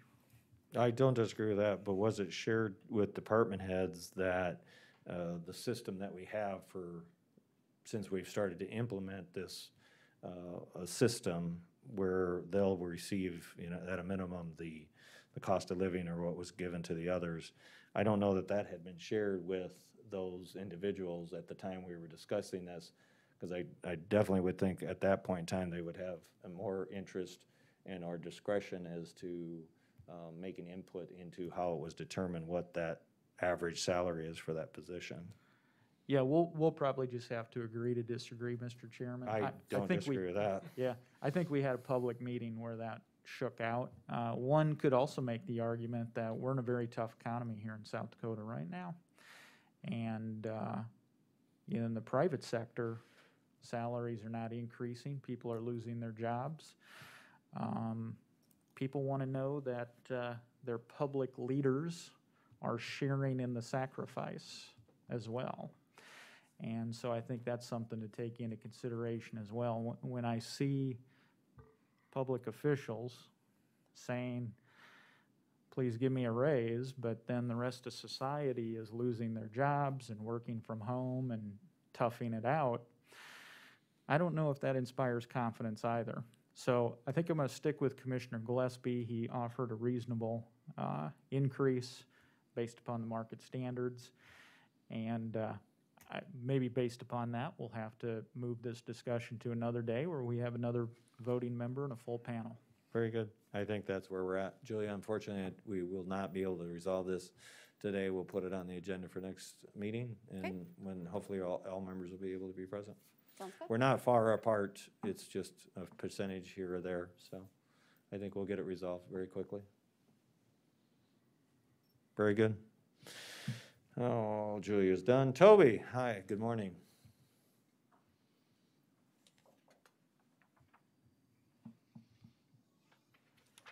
Good morning again, Mr. Chairman.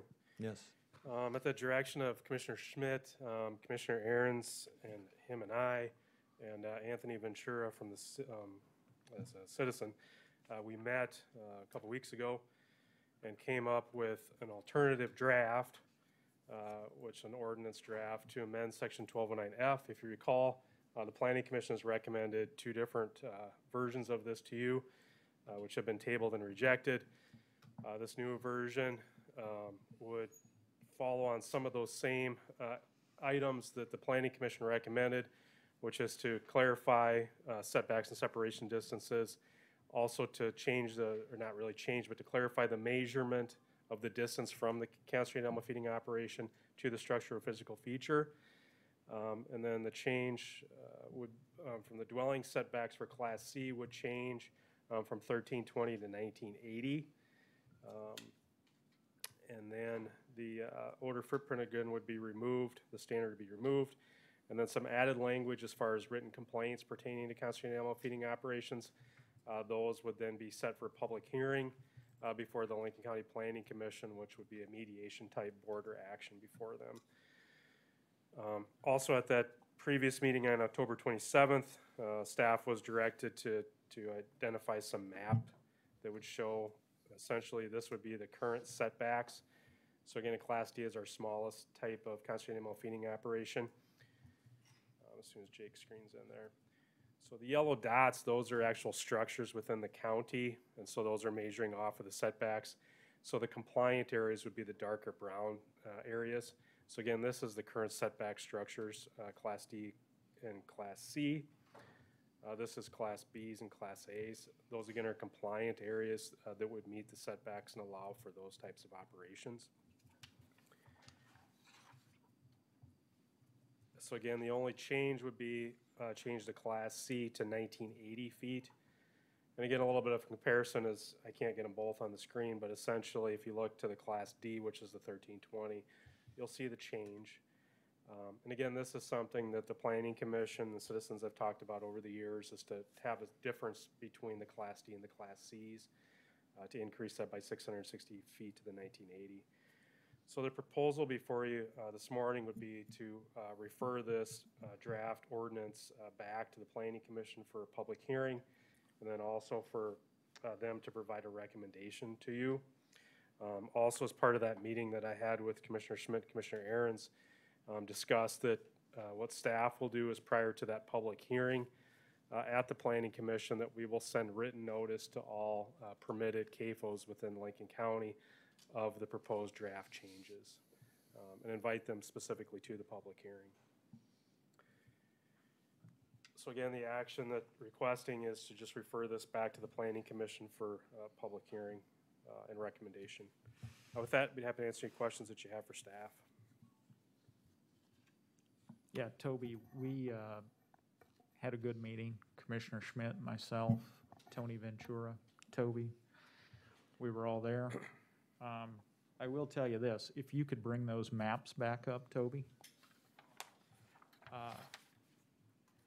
This is eye-opening when you can reduce, you take words and you reduce it down to a graphical map. You know, just looking at the words on paper and saying, well, the setback will be 1,980 feet. But then you actually look at the impact it has. And this is how people today in 2020 process information. They look at maps and graphics. All I can say is, wow, there is a big difference here. And one of the things we talked about during the meeting is getting input from our producers, getting input from the public. And so I appreciate the fact that as part of this, Toby was going to reach out to the different producer groups, pork producers, Cattlemen's Association, all those guys. Toby was going to reach out to citizens who are, who have expressed concerns over the years about wanting to see CAFOs continue on, but maybe in what they believe is a more responsible manner.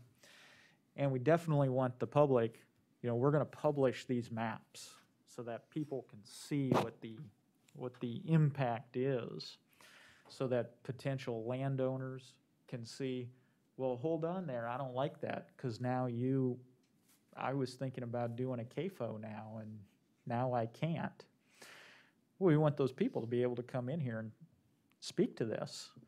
And, or some guy may say, well, geez, I'm going to build my forever house out there now that I know that, at least in the short term, we're going to have 1980-foot setbacks.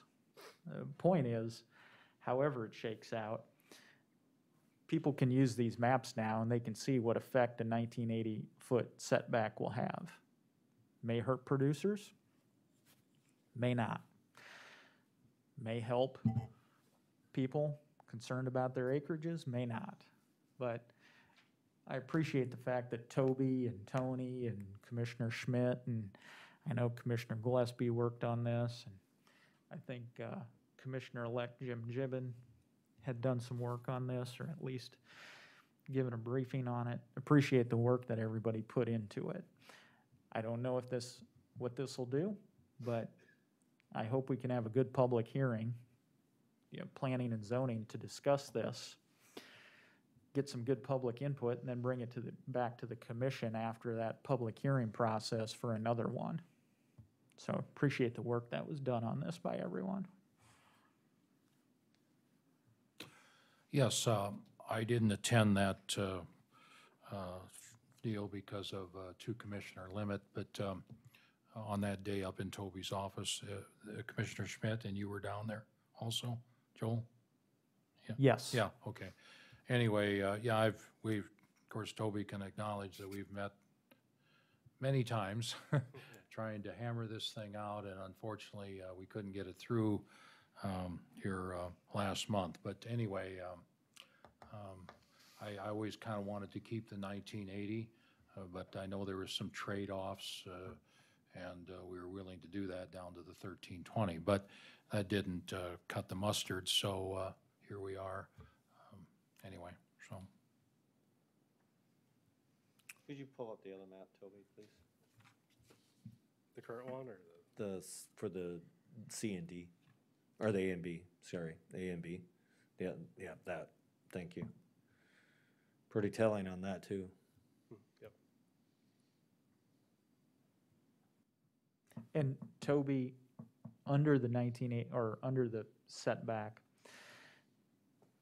do you have the A and B before and afters? The A's and B's don't change. Right. And so I think that's an important note for the public to know, is that under the 1980, even though you're looking at A and B right now, there's no change. The 1980-foot setback didn't limit the ability of large-scale producers to be able to engage. Those rules don't change. You know, it's very difficult under our current rules from producer's standpoint. There's some very valuable land out there. If you're a Class A or prospective Class A or Class B licenser, there's just not very much of that land available. But just so producers know and farm and ag families know, A and B doesn't change under this setback. So on the screen would be the change that off to the left is the current structure setback of 1320, and the Class C would be the change to 1980. Again, the brown would be the compliant areas where a Class C could be located. What is your most common application when it comes to livestock facility size right now? In the last 2 Class years? Ds. This year, Class Ds. D's. We had a Class A, a Class B, no Class Cs this year. But typically, Class C is that threshold where it's, Class C is just under a state permit. Class Bs and As are state permits. Class Ds are smaller type operations. But we've had this year we've had 5 Class As, 1 Class A, and 1 Class B that's been approved. Has there been any discussion concerning existing operations that have been family farms for possibly up to a generation that are going to be negatively affected by this? Is there anything that gives them any out or grandfathered in so that that family can grow and be able to provide for a living for their future family members if they're within the 1320 setback that's being proposed changed? I think that's why we want to reach out to the producers, because where it will negatively impact is Class Ds who would want to grow to a Class C if they don't have the separation distance. And some of these, although there have been numerous ones that have popped up out in the middle of the countryside, there are still operations that exist within what was a generational farm, and they may be affected, and they have been affected. This may affect them even more so. Correct. Yeah, Mr. Chairman, and there was some brief discussion during our meeting about grandfathering in, and I think that was kind of left as an open-ended kind of, that's why we want the producers to be able to come in and talk to us about that. And frankly, I think you bring up a good point. Maybe that is something we need to consider. We need to flush that out a little more, I think. I can So. speak from personal experience being growing up on a hog farm and looking at where I live, the growth and neighbors that I didn't ask to come around me negatively impact once you set setbacks post the transition. And I looked at the future of trying to produce livestock in the area in which I grew up. It was not an option because of the guidelines that the county was implementing, and it's still true to my heart to try to protect those operations that exist so that generations may return and be able to do the same thing that they grew up doing. Yeah, and I'm willing to have that discussion with Commissioner Schmidt as well, take his temperature on it, see where he's at. Maybe we can have some more discussions with that. I'd be open to that. Very good, I appreciate that. All right, Toby, so you need direction to send this back. Yeah, just a motion to refer this draft ordinance back to the Planning Commission. Is there a So moved, motion? Mr. Chairman. Second? Okay, Thank second. you. Yep. Hopefully no other conversation. Tiffany, all right, we send it to a vote? All right, Sean, please call the roll. Commissioner Aaron's, Yes. Commissioner Gillespie, Yes. Commissioner Landine, Commissioner Poppins. Yes. Thank you.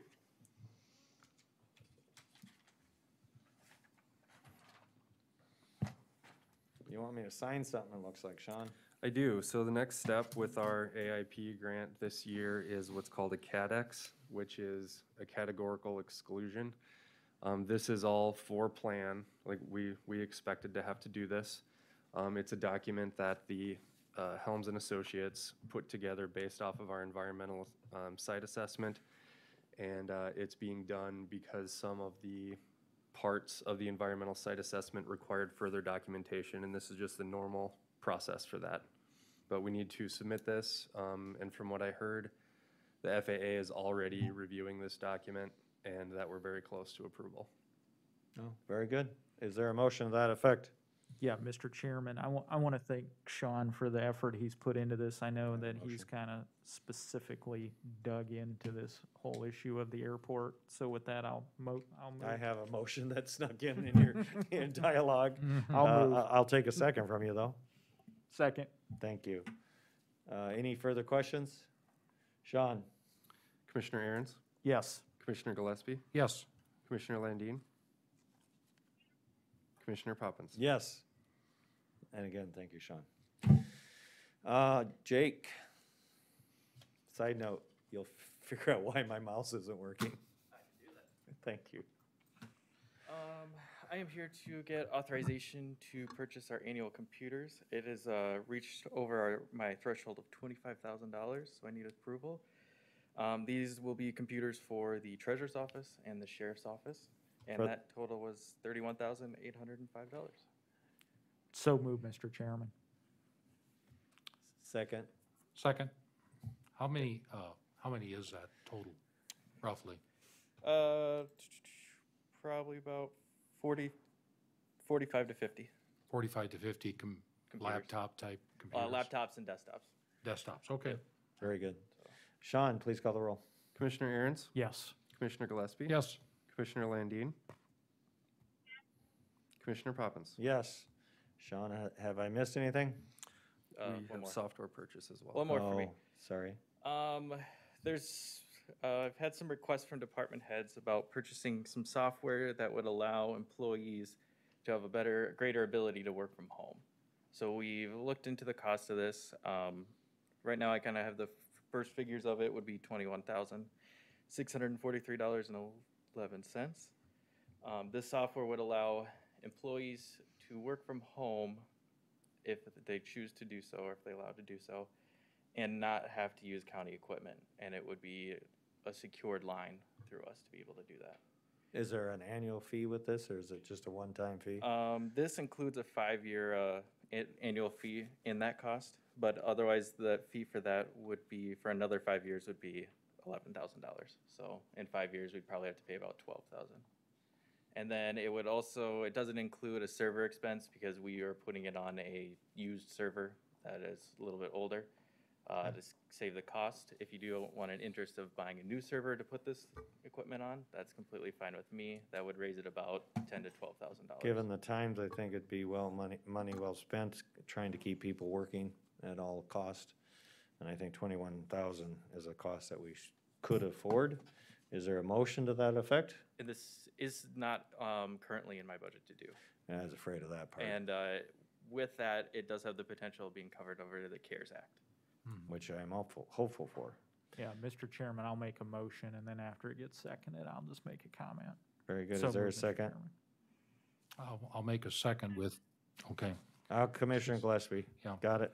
Yeah. All right, Commissioner Aaron's. So Jake, I think we have about 900,000 left in our CARES Act account, if I'm not mistaken. I think the auditor was going to maybe attempt to speak to that today, right? So this is the kind of purchase, I think, that goes directly towards what the CARES Act intended to do, is to thin out the number of people working in the offices here, especially at this period of time and maybe into the foreseeable future. Maybe there will be a vaccine in the fourth quarter of '21, maybe not. We'll have to see. I would think, though, that if we need a new server in order to accommodate exactly what the intent of the CARES Act is, which is put people at home, work remotely, i.e. needs a new server, I would think that we should look into that, and it would be money well spent. And maybe there's some dual purpose with the server beyond just being able to remote in faster, easier, or whatever the hardware requirements are. I think we should look into that. We've got $900,000 left in our CARES Act account. We need to use it by December 31st. And then it goes away, vanishes. There is no opportunity for being able to continue using that money. So I would encourage you, Jake, to look into that. Because if what you're saying, and I believe you, is true, that it requires a new server to use to fully enhance the ability of that software, then the server purchase certainly has some kind of equity in a CARES Act expenditure. Yes, and it would be a great benefit. It would, in a way, it would be a cost savings that we wouldn't have to buy everybody a laptop to be able to work from home. It would Right. save that cost, so it's a great investment. And I will move forward with purchasing it and getting the server if it Yeah. passes. And I think generally speaking, other departments need to be made aware of that as well. If there's other IT issues that have a CARES Act component, you should probably make them aware of that. Mhm. Do a survey. We only got till December 30th or Yep. 31st, so we need to get going on it. Not to put the pressure on you, but No, that's okay. that is what the law says. Yep. All right, and no further questions on the motion and second. I'll ask Sean to call the roll. Commissioner Aaron's, Yes. Commissioner Gillespie, Yes. Commissioner Landine, Commissioner Poppins. Yes. Thank you. Now, I've not skipped anything, correct, Sean? Correct. Is there a request for executive session by anyone? Given there's none, I would ask for a motion to adjourn. Motion to adjourn, Mr. Chairman. Is there a second? Second? My motion is second to adjourn. Sean, please call the roll. Commissioner Aaron's, Yes. Commissioner Gillespie, Yes. Commissioner Landine, Commissioner Poppins. Yes, we are adjourned. Thank you, everyone.